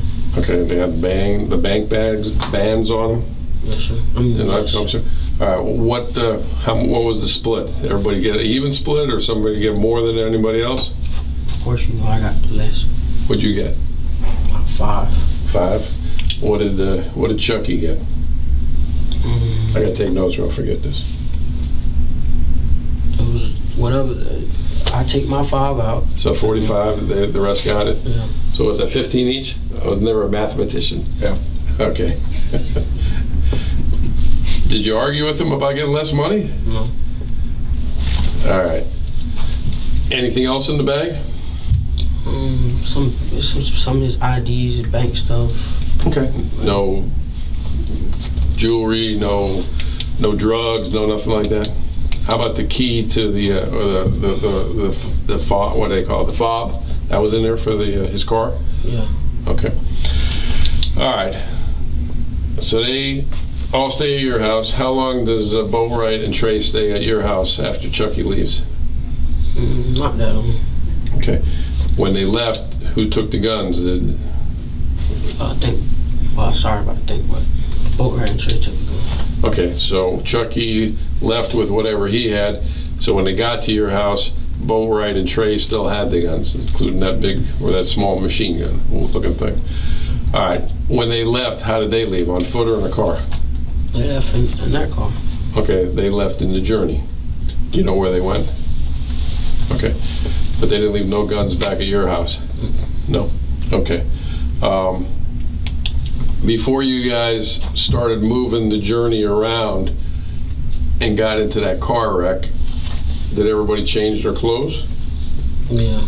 Okay. I mean, because I saw you had some like a red shirt on and white pants or yellow, beige pants. Where'd they get their change of clothes from? At your house? Yeah, because my little brother was the same size. Same size. All right. Do you remember what clothing at Riva Motorsports Boatwright had on? It was all black, I guess. Oh, well, if you don't remember, that's fine. Black. You remember what he changed into at your brother's house or at your house? Okay. How about Trey? You remember what he was wearing at Riva? Trey was wearing just some type of sweatpants. Okay. A black t-shirt. You remember what color the sweatpants were? I think it was dark gray. Okay. And do you remember what he changed into? Some like blue jeans, okay. A white t-shirt. Okay. And those were all your brother's things? No, Trey actually had leftover clothes at my house a time before. Okay, so Trey had clothing there. The other stuff the Boatwright changed into is your brother's stuff? Yeah. Okay, because I think we recovered the baseball cap at your house. Hat. The camouflage? Yeah, that's my hat. Okay, but that's what Boatwright was wearing when he was moving the car back and forth. Who was driving the journey when it hit the car at 31st? I think Wilson was. Trey was. And what seat were you in, you remember? I was in the passenger. Okay. And Boatwright was in the car too? Yeah. But at that point, Chucky had already gone, right? Yeah, Chucky was already gone. Okay. Do you have any idea where the guns went to, like the rifle and everything? Do you have any idea? Okay, after this all happened, some of these things I'm going to ask you I already know about. You took a trip to see your sister, Jasmine. Mm-hmm. Who went with you? Boatwright. Okay, how'd you make that trip? How'd you make that trip? Car or bus? Car. What car? I drove to, it was a Lincoln. Okay, whose Lincoln was it? My dad. the one who likes me so much? All right. How many? You do like all one night there, or you went to a motel, didn't you? Yeah, I went to a motel. All right. So who else was all three of you there, or just you and Boatwright? It was all three of us at first, and then Newsom left. Where did he leave? What city? He said he was going to West Palm Beach. Okay. You remember what city you stayed at? Fort Pierce. Fort Pierce. And do you remember what motel you stayed at? La Quinta. La Quinta? Yeah. All right, you got up to Jasmine's house. How long did you stay up there? Not that long. Well, 1 day, 2 day, 3 day? It was like in and out. Okay. And you both came back, you and Boatwright? No. Who came back? Just him. So you stayed up there the whole time? Okay. So you only went up to your sister's house once you stayed? Not at her house, though. Okay, but the same city. Where we caught you, where we arrested you. How did he get back? In the Lincoln? The bus. He called the bus. So your daddy's Lincoln stayed up there in Georgia? No, the Lincoln never came. Someone drove us there. Oh, okay. And I let them take the car. Well, who drove you? I don't want to get him in trouble. I just want to see how truthful you are. Who drove you? It's a bum. A bum? Yeah. A bum take the car back? It's one of my dad's friends. I just told him to take the car. Oh, so was it your dad's friend? Okay. You don't know his name, though? They call him B, that's all I know. All right. All right, at Chucky's house, do you know of any place he used to hide his guns or his money or anything? Where would he keep his stuff? Okay, because you're assuming the way you're telling the story that the guns were probably at Chucky's house when you all decided to go over to Riva. So where would he keep the guns? I mean, he had kids in the house, so does he have some kind of hiding spot or something? I don't know. I'm just asking you. Up in the roof? Anything like that? Okay. All right, obviously we saw all the pictures of you flashing the money and stuff like that. Was that your money or their money you were flashing in the pictures? Some of both. Okay. All right, as a reference to this, I can't think of... Yeah, well, you can ask him. I'm going to let him ask you. Is that all right? When you said it was definitely XXX in the car, did you know they were going to rob him? Is that the reason they asked? When they asked me... When you went into the store and you came back out and said, that's definitely XXX, do you know what was the reason they wanted to know? Did you know they were going to rob him? Not at the moment, but once I told him and I seen him like getting ready basically, then yeah. But it wasn't no plan, that wasn't planned or nothing. Okay, so after they shoot him and they get back in the car and you guys are driving to Chucky's, tell me the discussion. What's said? I mean, you guys just, not you, but they just shot someone. It's basically me that's talking. Okay, what were you saying? We fucked up. Y'all just got me like a life sentence probably. Okay, did Boatwright say anything? No, I guess he was in shock, I guess. I don't know. How about the others? Did they say anything? Anything at all? Tell me any discussion between Riva and Chucky's. Wait, I'm leaving there? No, they don't go to Chucky's, they go to his house. Okay, from Riva to your house. Tell me how far a ride is that?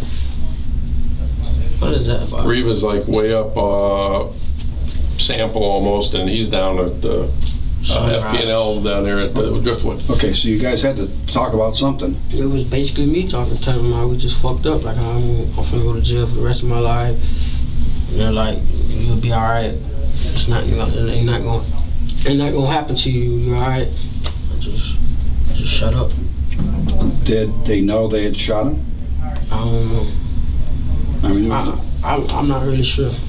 I don't know if they knew, but I heard shots. I know you heard the shots, but did anybody say, yeah, I shot him? Did they know that they actually hit him? No. Okay. Well, I mean, later on they knew because everybody was going on their phones to check the news, like, to see what happened. He's talking about... No, I know. In the car, so... Let me just... No problem. You got any idea where those guns are now? I mean, Trey stayed out for a long time, so... Did you have any communication with him at all? Now, I mean, obviously your dad told you I was looking for you before I got your phone records. And we already kind of talked about it. You just didn't want to come in, but... How do I get out of here? He's here. I should just have him bring my keys back to me.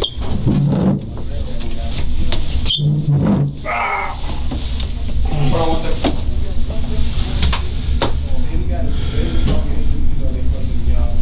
Chris here. What? Here. Well, you walk in, can't you? Well, it's going to be locked.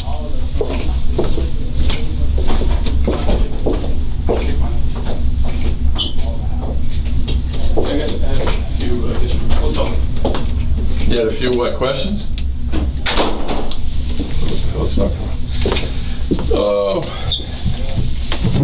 these chairs are so uncomfortable. Really? Why can't y'all do a little better than this? Because they don't want people falling asleep? No, because we've actually had people try to disassemble them, like, you know, the ones that are bolted together and try to hurt themselves with the parts. Yeah. It's kind of hard to hurt yourself with a plastic chair. Yeah, if you hit somebody, you're gonna hurt them either. So. Well, no, I mean, like I said, like anything that you look at that's comfortable, there's screws and, you know, you can break them and disassemble them. Unfortunately, every once in a while somebody tries to do some harm to themselves in these rooms. I gotta do it anyway. So, you think anything else we haven't asked you on that particular case?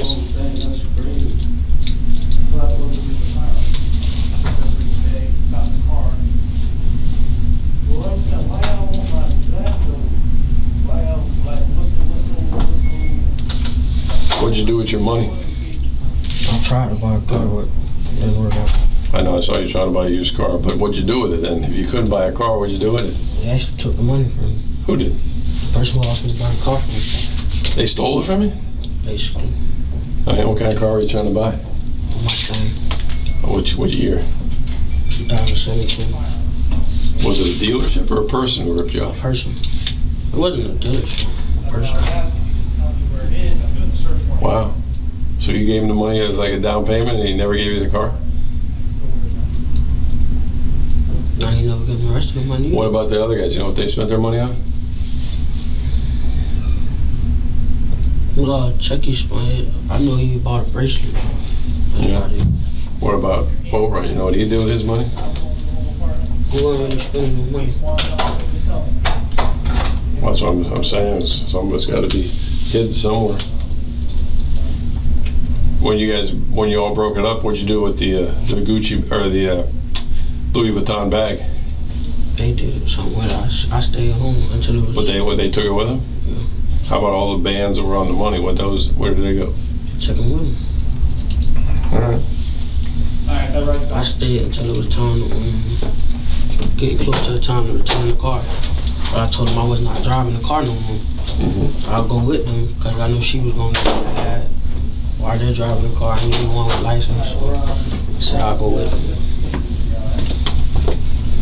Now here's the problem. You're saying that you're sitting in the car, and then all of a sudden these guys are going to go out and do this. They had masks, they had gloves. Okay, so prior to going and doing this, I don't think they had no gloves. okay, they had masks. You know, they got to be putting them on. They got to be saying something. I told you they put them on. Okay, but what are they saying? We finna get them. Tell me what they said. We're gonna get them. That's it. Who? XXX. No, but who's saying it? Who's saying it? Trey and Boatwright. Okay, now Trey, in the video, he's like backing up because he almost got shot by Boatwright. So doesn't Trey get in the car? Does he say anything when he gets back in the car, like you almost fucking shot me, anything like that? Yeah, he said that. Okay, that's what I'm asking you. What was said in the car? It was like as soon as he got in the car, he said that. What did he say? I thought you almost shot me, something like that. And who did he say that to? Boatwright. And what Boatwright say to him after that? No, I ain't shoot you.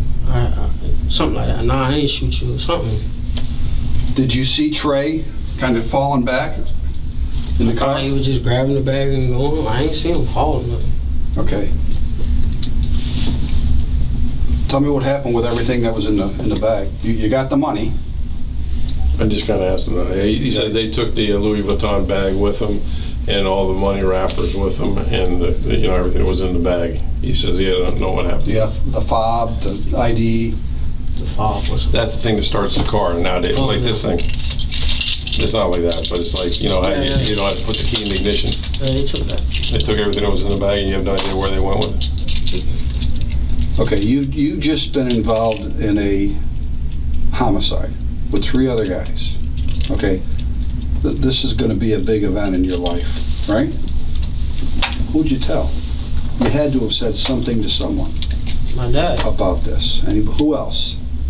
I mean, you're not going to believe what happened. Who'd you tell? For my dad. Girlfriend? Anybody else? Yeah, but I told my dad everything that happened. My girl, I told her a little bit, nothing too. That's why I didn't tell nobody. My mom I didn't even tell my mom. Yeah, I mean, we did a search warrant on your house. You knew that, right? Did your mom tell you we did a search warrant on your house? No. When you went up to Georgia?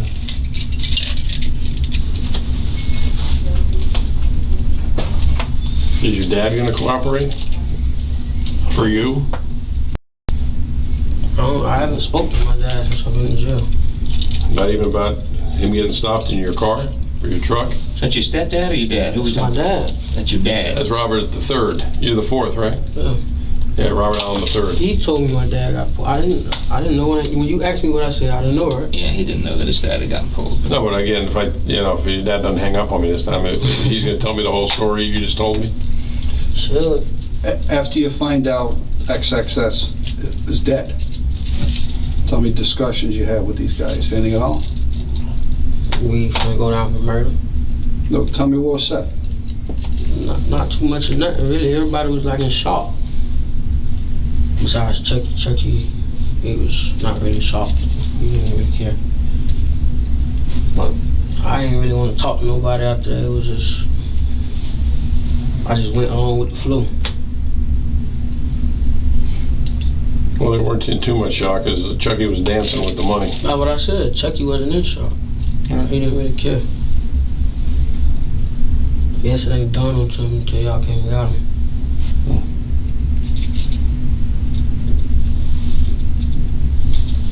Think of anything else? I don't know. Wait a second. Didn't get any jewelry from the guy? No. But they had no idea what was in that bag until they got the bag out. And the only reason they even knew he was in because they saw him walking into the store on foot.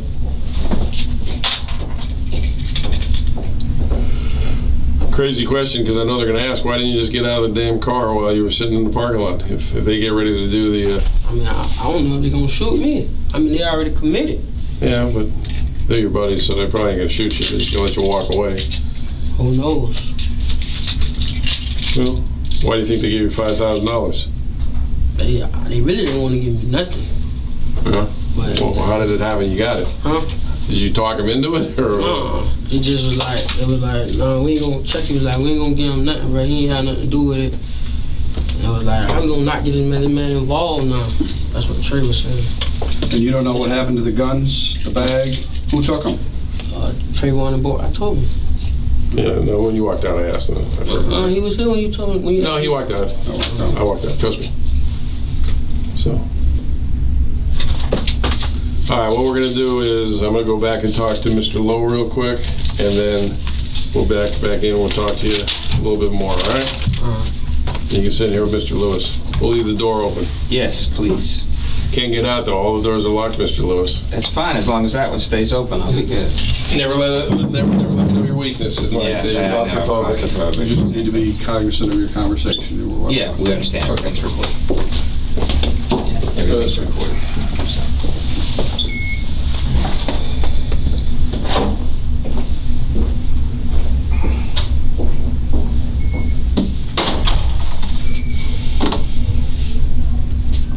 It's like the more I tell you, just think I'm wrong. The more I tell you, you still think I'm wrong. No, this is what they do. They're cops and they're going to press you to get as much detail as they can. It's just part of it. I can't give them stuff I don't know. That's right, and you can't make stuff up. You tell them what you know. Right. Tell them what you know. You don't know, you don't know. But they're going to test you. They have information. They're going to test you to see that you're telling the truth. So that's why it's important you tell the truth on even little stuff.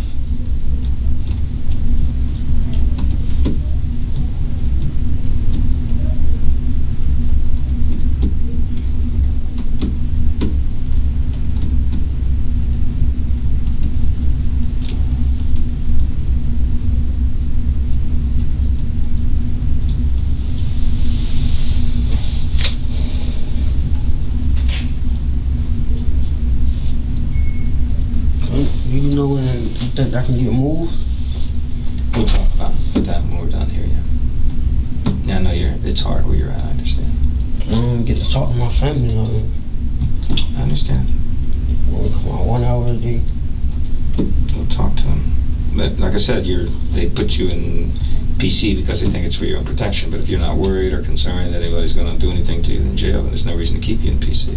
Just to keep you separate from the other 3 guys. Right. But they're all in PC in the main jail too, so I don't know why they couldn't move you to one of the other jails, put you in regular. So we'll make those requests there.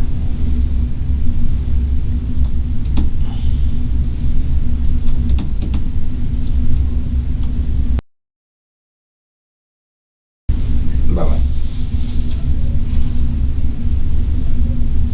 Oh yeah, the lawyer say he said the only thing you just don't keep in contact with your client. But I defended you. I said, well, he's anytime I call him, for the most part, he answers. Well, I mean, I don't know where that's coming from or why somebody would do that. Again, he's looking out for his client, you know, and his son and his client. So, but that's not a problem. You do what's best for you. You got to do what's best for you, not what's best for somebody else. Okay? That's why it's important you tell the truth.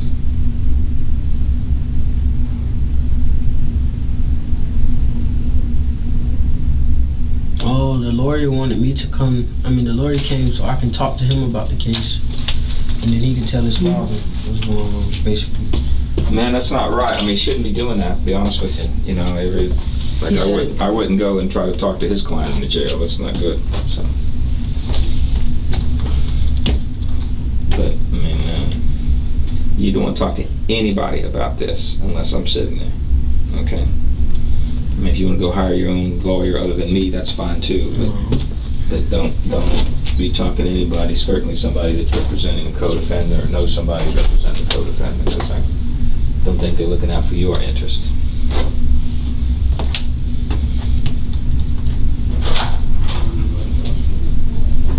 Well, let's see what you think. Alrighty, where you going? I'm not done. Sitting, breathing, walking around. Calm down. All right, we got to go over some more things because here's the issues that, you know, obviously, again,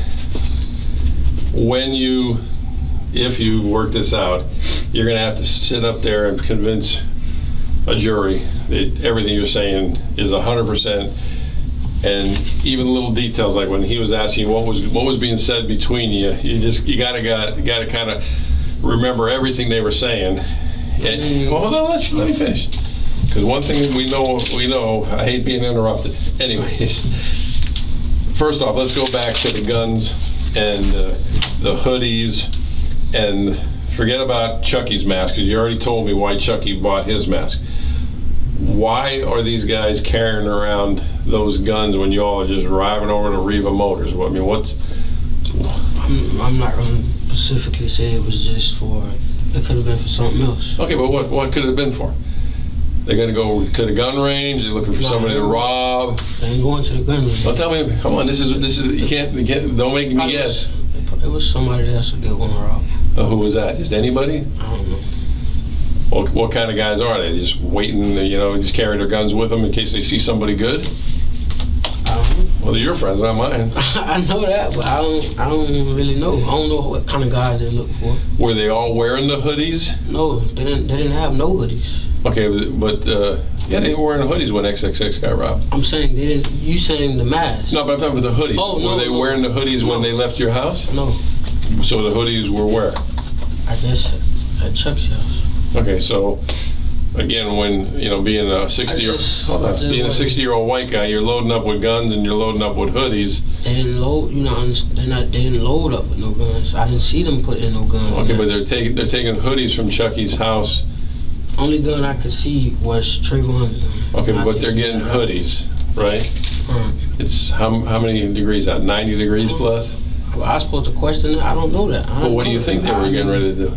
How am I supposed to know? I don't know. I don't know. You've been living in the streets your whole life, just like I have. If guys get in the car and got a bunch of hoodies, it's like you trying to push me to say something that I don't. I don't want you to push nothing. I want you to explain to the little old lady in the jury who's listening to you, who's going to say, "Hold on." They go over to Chucky's house, and all of a sudden now they're taking hoodies with them. Why are they taking hoodies with them? Were they going to rob somebody? Okay. I mean, they could.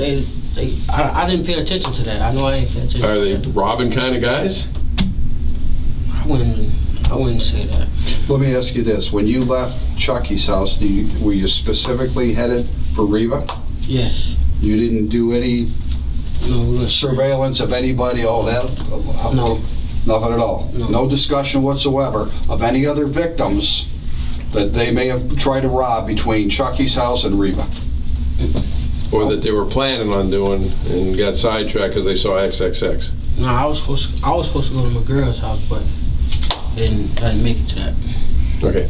When they see XXX and you get inside with Chucky and you get on the phone, are they already talking about robbing them then? What are they? What's the purpose for? He just said, all right. He just said what? All right. Okay, but why did they want you to confirm it was XXX? Because they thought Chucky was lying. Oh, okay.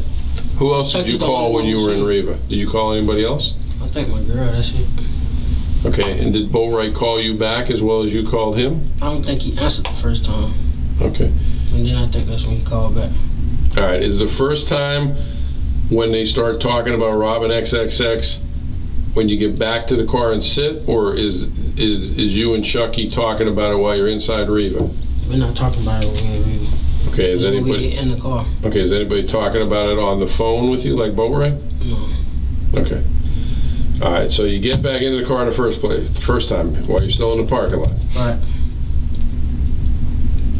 Where are the hoodies at? Do you remember? Were they just? I think, if I'm not mistaken, I think Boatwright had his on already. Yeah. And Trey was putting on his. Okay. And I don't even think Trey had a hoodie. Okay. As far as the mask, did they use the mask that Chucky bought, or did they have other masks? They had other masks. All right. Did they use the mask that Chucky bought too, or? I don't think so. Okay, so they had their own mask? I said they had their own. I'm not sure. Here's the problem that I have. Chucky says he's got jewelry, and he says we're going to take it. Whatever words he says. You come back in the car. One of them's putting a mask on. No, one of them's they don't put the mask on until they move the car. All right, they're getting hoodies. So the only person in that, out of 4 people in that car that doesn't know that they're going to rob XXX is you. I didn't say that. You didn't. Didn't I say when we got back in the car, that's when I realized they were going to rob him? Didn't I say that? That's when they started planning it. Okay, prior to that, they didn't say anything about robbing XXX. No, they didn't know. As you're walking, who's in the, Chucky's in the store with you? Yeah. When as you guys are walking out, you and Chucky, what's he saying to you? He didn't say nothing. Nothing. So I think he was talking about a bike. Okay, so tell me the first time you realize they're going to rob XXX. What's that? When we get back in the car. And how do you realize they're going to rob him? They say it. Who? They say it. Trey and Boatwright said it. What do they say? We're going to get him. And what does Chucky say? Chucky was pushing them to get him. Okay, so Trey and Boatwright, we're going to get him. As they're saying, we're going to get him. Okay, Chuck come in, he was like, I told you that was him. He was like, what y'all going to do? They said, we're going to get him. Okay, we're going to get him, and what are they doing as they're saying we're going to get him? Nothing. They put mask on? Do you see the guns? Okay, but this isn't, what he's saying is this, they moved twice. I understand that. In the first parking lot, they don't put the mask on until the second spot is when they start putting the stuff on. So in the first spot, they're talking about it, but they haven't started gearing up. Right. Okay, then you tell them, man, I'm on video in there. Right. I mean, what else do you say to them? Anything else? What else am I supposed to say? There's nothing else to say. They already commit. That's what they finna do. And what do they say to you when you say, man, how about Chucky? Chucky's on video. Chucky said we moved. They're not gonna. He thinking y'all are not gonna. I'm like, all right, whatever. No, I'm asking you, what was said? No, Chucky, did he think the video camera went that far out? Right. He thought. I saw the video, so yeah. Okay, but when he moved to the second spot, he didn't think he was still on video. Right. So Chucky was like, you know. But, all right. It takes you days to get up to Jasmine's house. Well, when do you leave for Jasmine's house? I leave maybe like a couple days after Chucky goes to jail. All right. So you guys get together where you talk about it, like laying low, we just got together. No, matter of fact, I think it was the second day after he went to jail. The second day we left, yeah. Okay, so 2 days after he went to jail is when you left? Yeah. Do all of you who are still out there know that he went to jail? Yeah. And what's the discussion about that? You worried about him snitching or anything? Yeah, definitely. I know him next. I told him I know him next. Okay. Because I'm on video. I know. Did you see? You knew about your picture in the paper? I didn't figure that out till way later. Okay. So when they're all laying low in Boatwright, does anybody say anything about what happened to all the stuff that you guys took from XXX? I ain't actually. I just was trying to get away. All right, but there's no way in hell anything was left at your house still, the credit cards? All right, well, other than, going back to the journey, why did Chucky need a vehicle? Just... I'm not sure. Was it to do dirty business with, or? Pretty much, probably, yeah. What kind of dirty business? Robbery or dope? I don't know. I know. All right, no, we gotta do. Don't. I got my keys now, so you can walk. Yeah, I'll feel better now. They sell drugs. Say it again? I said they sell the drugs, but I ain't expect that. Okay, what about that Shots 26 crap? You know that? That's just a saying. Okay, but I'm just saying that's no street gang crap. Not really. I'm just asking. All right, so you think Chucky just needed a vehicle because he was doing drugs and stuff? Or did he need it because he was getting ready to do a jack? Do a robbery? I don't really know. Okay. Like I said, I got it the night before, so. Okay. I may have missed this. After Chucky gets arrested first, correct? Yeah. Do you have any conversation with Boatwright and Trey after Chucky gets arrested? We're going down. That's why there's no constant, like, you get what I'm saying? Everyone's just like, you know, looking crazy now. And I'm just like, man, I know I'm next. Okay. And he said he took the $5,000, he tried to buy a car, and the guy ripped him off for his share of it. He knows Chucky brought a bracelet, which that's the only thing he knows. He doesn't know what Boatwright spent his money on. Did you? Probably clothes, probably. All right. Did you ever go shopping with all those guys afterwards when they were buying all the shoes and stuff? No. Did you go shopping? No. Because I thought in the hotel room I saw when you took the one picture there was all kinds of new shoes on the bed. That was an old pair of shoes. Okay. Just wondering. So all your $5,000 you lost to the car deal. And who was the one who talked the group into letting you get some money out of it? Which one of them? I think Trey. Trey or Boatwright, one of them. Okay. But they ain't really. He wasn't no really talking into like that. Just like he was there, he might as well give him something like that. All right, Lewis, do you have anything? No. I'm just trying to think. I know. You know, again, you're just one last time. You go in, they just ask you to confirm it's XXX, you don't know why. You get back to the first spot, that's when the plan starts to develop that they're going to do the robbery. Right. They don't start gearing up till you move from the parking lot to across the street, and that's when they start gearing up to do it. Right. And, you know, as far as where everything went afterwards, you don't know where it went. No. How about the stuff that they changed into at your house? The clothing that they took off and they put on your brother's clothes. You know where that clothing went? Wherever they went. So they took their clothing with them when they left, wearing your brother's clothes? Mm-hmm. Here's what I'd like to do. See, cause the car moved a couple times while I was home. Right. As you can see, it went in driftwood and all that, but it was waiting until it was time to turn the car back in. But I told them I wasn't driving the car anymore. They would have to drive it. Okay. But I would get in the car because I have license and she's gonna bug out if she don't see me. Okay. The reason I keep asking you of discussions prior, afterwards, in the car, after you get home, is because, like Detective Curcio said, the little old lady that's sitting on the jury, if this comes to fruition, you get a deal. If you blurt out something that was said by one of them and you haven't told us, Well, wait a minute, you didn't tell them that. Right. Okay, that's why it's so important to remember what was said. Right. Okay, so what I'd like to do is have the two of us step out and think about that. The exact wording that was said. What was said prior to going in there? What was said in the drive? You need to think about this stuff, because if all of a sudden you remember something during the trial, they're going to shove it up ours and your rear end. Well, wait a minute, you didn't tell Detective Curcio that. That's why you need to remember, try to remember what was said. Who said what? Like all of a sudden when I came back in here just now, you remembered that Boatwright and Trey said we're going to get him. I said that from the get-go. Didn't I say that from the get-go? Yeah, kind of. I mean, you're not using the exact words. You remember any of the exact words they were using? I mean, because, let's be honest, you guys talk street a little bit. Do you remember exactly what they said? No, I mean, all I know is like a bit, so like not really like it wasn't no full-fledged conversation. It wasn't one of those. It was just like I do remember Trey getting back in the car. He said, you almost shot me." He was like, "Nah, I ain't almost shoot you," or something. I can't remember exactly what he said, but it was like, "No, I had this," or something like that. After they found out in the news that they shot him and killed him, was anybody showing any remorse out of it? Yeah, Boatwright. Boatwright was upset? Not really. He just was like, he couldn't believe it. What about Trey? Trey just acting, I guess. I don't know. And you said Chucky didn't care because he was just, as you can see, he was just acting like it was just another day. Okay. All right, I'm trying to, like I said, I think what they're trying to get is any exact quotes, because if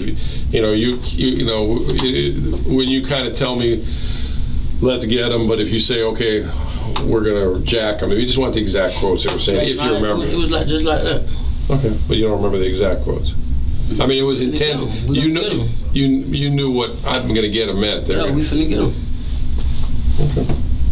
Boatwright never bragged about shooting him afterwards. Nothing. I don't remember bragging. Did he say why he shot him? I think he was fighting back. I think, or something like that. They were tussling or something like that. What do you remember? What he said? Well, I mean, why he shot him? I don't know the exact words he said, but I know he said it was tussling. Who? But he didn't know if he shot him. He didn't know till he shot him until it hit the news or whatever. Okay. Cause you know what, you're right. Chucky asked him why did he shoot. Okay. Chucky asked why did you shoot, and he said he was tussling. He was I guess tussling? Is that the word? Yeah, tussling. Not touching, tussling. Yeah, it's like a half wrestling. Right. Okay. Okay, so that was the conversation with Boatwright. Boatwright. Chucky and Boatwright. Yeah. Chucky asked him why did you shoot, and he says he was tussling with me. Right. Okay. Yeah, things like that is very important that you remember. Conversations like that.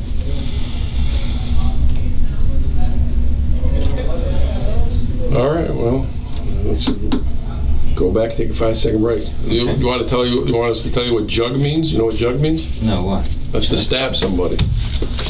Ask your dad. What do you know?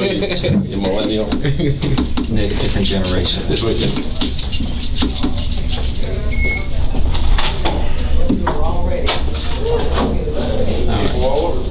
So I'm going to take a little break and then we'll talk about that second issue. The one that they think that you might have some involvement with. And you just tell the truth about it. If you know about it, tell them what you know about it. If you weren't there, you weren't there. If you were there, you gotta tell them.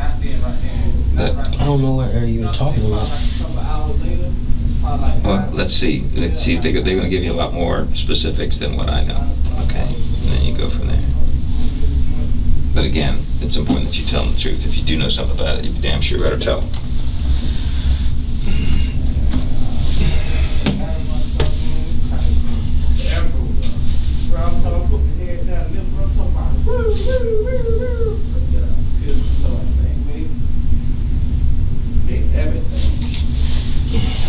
I don't understand why do we have to do this today. This second, Well, we have to do what? As opposed to what day? No, I'm talking about this whole other thing. Because it's important. Sometimes they think you may have involvement or knowledge, so. But you already told me. And you better be telling the truth. Oh. they want to hear it from you. They're going to give you the specifics, and then you either know about it or you don't know about it. And if you know about it, you better tell them.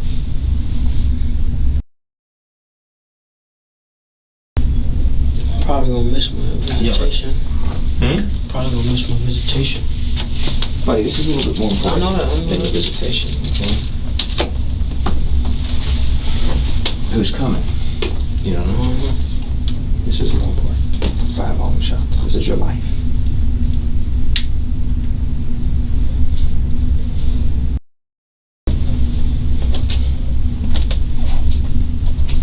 So you still think you got a baby coming? Is that what's going on? Yeah. What'd you do? I haven't been talking to her. No. She came to courtroom that day. Yeah. Hey, baby.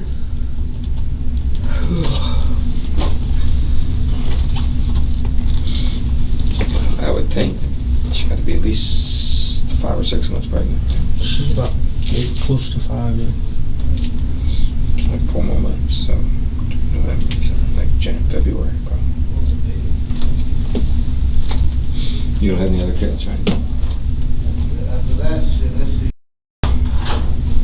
Guardian of the hallway. It's me. All right, last little things here. Relax. Yes. All right. You're in the first parking spot. You guys have parked in Riva, and you said something about Chucky saw his car, XXX's car. How far away did you guys park from his car? XXX's car. I want to say maybe right next to it, I think.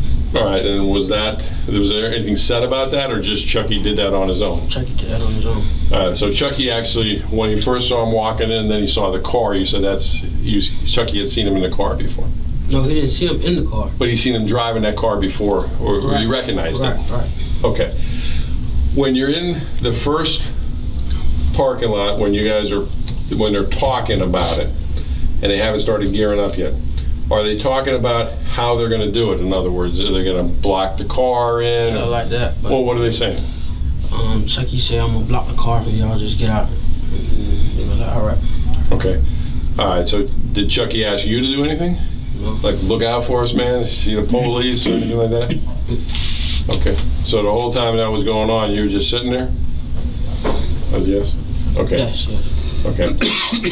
Now, when they got into the car originally, going back to Chucky's house, and they got these guns, I mean, again, are they carrying any bags or anything? I mean, you had to see this fucking rifle. Like I said, I don't know when they could have put it in the car. I didn't see the rifle. Okay, but you saw Trey's gun. Yeah. In the house, I don't even know if he had. I didn't know for sure if he had it in when the you car. saw it in his house, did he take it out of somewhere? Did he have it in his waistband, his pocket? On his waist. Okay, so he had it in his waistband? Yeah. What color was it? I think it was black. Okay, and you think it was a revolver? Yeah. With a round thing? Right. All right, have you ever seen Chucky with any kind of guns? Oh, before, Okay, how old? How long ago? A couple months, way. You ever see the one with the gold on it? Yeah, I seen that before. What's gold on it, so I know what you're talking about? The trigger and the pin. Okay, so the firing pin and the trigger's gold. What kind of gun is that, a revolver or? A revolver. All right, do you think he had that with him that day, or you don't know? I'm not sure. Does he like to carry that gun with him? Not really. How long has he had that gun? Quite a while. Not that long. Not that long, but. Okay, but you've seen him with that gun before. All right. So when they get in, they don't have no bags. So how they brought the rifle in, you don't know. I don't even know if they had a bag. Okay, I'm just saying you didn't see no bags. No, I didn't see it. And you don't know how they brought the rifle in. They could have bought it in while we was in the house or anything. I don't really know. Okay. Well, But I see the guns. I see them. Okay. You're saying guns, so you saw them when you're at Riva. Right. You never saw how they got into the car. Right. Okay. Well, let me ask you this: when they get back in the car with the Louis Vuitton bag, who's got the bag? Who's carrying it? Trey. So it's in the back seat between you and Trey? Yeah. Who opens the bag? No one opened it at the time. Okay. He hands it to Boatwright. Okay. Does Boatwright open it then? No, because Trey tell him don't open it. Why is that? I don't know. He tell him don't open it. And Trey, you didn't see Trey open it or anything? Why? I mean, I don't understand why Trey would say don't open it. I mean, I guess because it was just a shooting. I guess he was just worried about getting away. But he's like, don't open it, bro, don't open it. Don't open it. I don't know. When was the first time it got opened? At your house? I would say my house. All right, who opened it at your house? Boatwright. And tell me what Boatwright said when he opens the bag. There's $50,000 in there. What's he say? He's like, oh shit, like oh shit. And then he started dispersing it. And then Chucky like, hold on, he ain't do nothing. And then he was like, man, that man was there. What after you leave the motorcycle place, the Reba, are you looking to see if there's any cops coming or any discussion about, you know, there's a cop car? Tell me to what? It was like, y'all don't see the Chucky was like, y'all see the police? And everybody was like, no, you're good. All right, after you guys got in the hit and run in the journey and everybody took off running, did you guys ever meet up after that hit and run? Yeah. Where was that at? I think in Dillon. Okay. In Dillon. Do you remember somebody going back to the police, to the hit and run scene and say, okay, did you guys talk about doing that? Or you just did it on his own? No, we talked about it. And why did you decide to do that? Because he had license. He also has license. I know, but were you worried that the police knew the description of the car? They wasn't worried about that. They weren't worried about that? Yeah, because Chuck said that the camera wouldn't see him in the cut. Okay, so that's why you moved to the second spot. And before you moved to that second spot, and again, I'm just repeating this so I understand it, you're saying while you're in the parking lot doing that plan, and Chuck said he was going to cut off the car and those guys could get out with the guns. Yes. Okay. All right. Any help you can give on finding any of this shit? The credit cards, the bag. You didn't give the bag to no girl to get some moo-moo. Nah. Let's moo-moo. Nookie. Some loving. No? Nah, he didn't do that. We have no idea how to get any of this stuff back. And you don't know what they did with the guns. They didn't bring them up to Georgia, did they? So when Boatwright went up to Georgia with y'all, he went up there with the money from the proceeds? Yeah, a little bit of clothes, not much. Okay. All right. I'm good. Let me, one last time.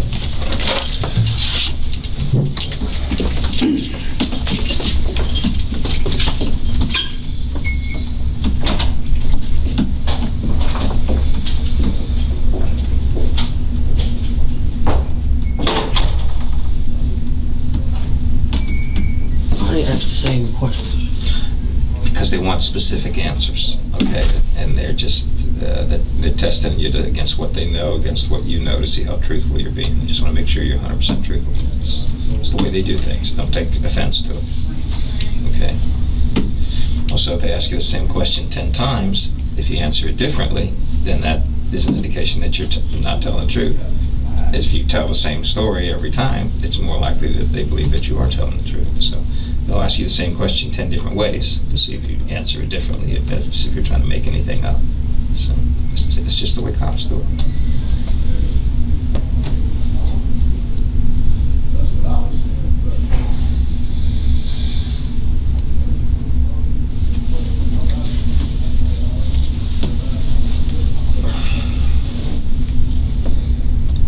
So this right here wouldn't get out until it's time to go to trial?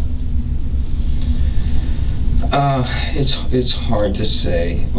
Usually how it works is that if we enter into an agreement with them and then they end up listing you as a witness, then this would become what we call discovery, and it would be on the public.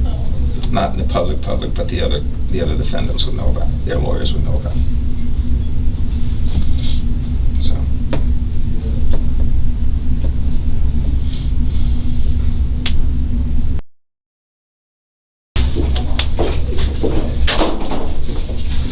All right, couple more questions. When you guys decided, you and Boatwright and Trey, to go wherever you were going, what city did Trey get out in again? Fort Pierce.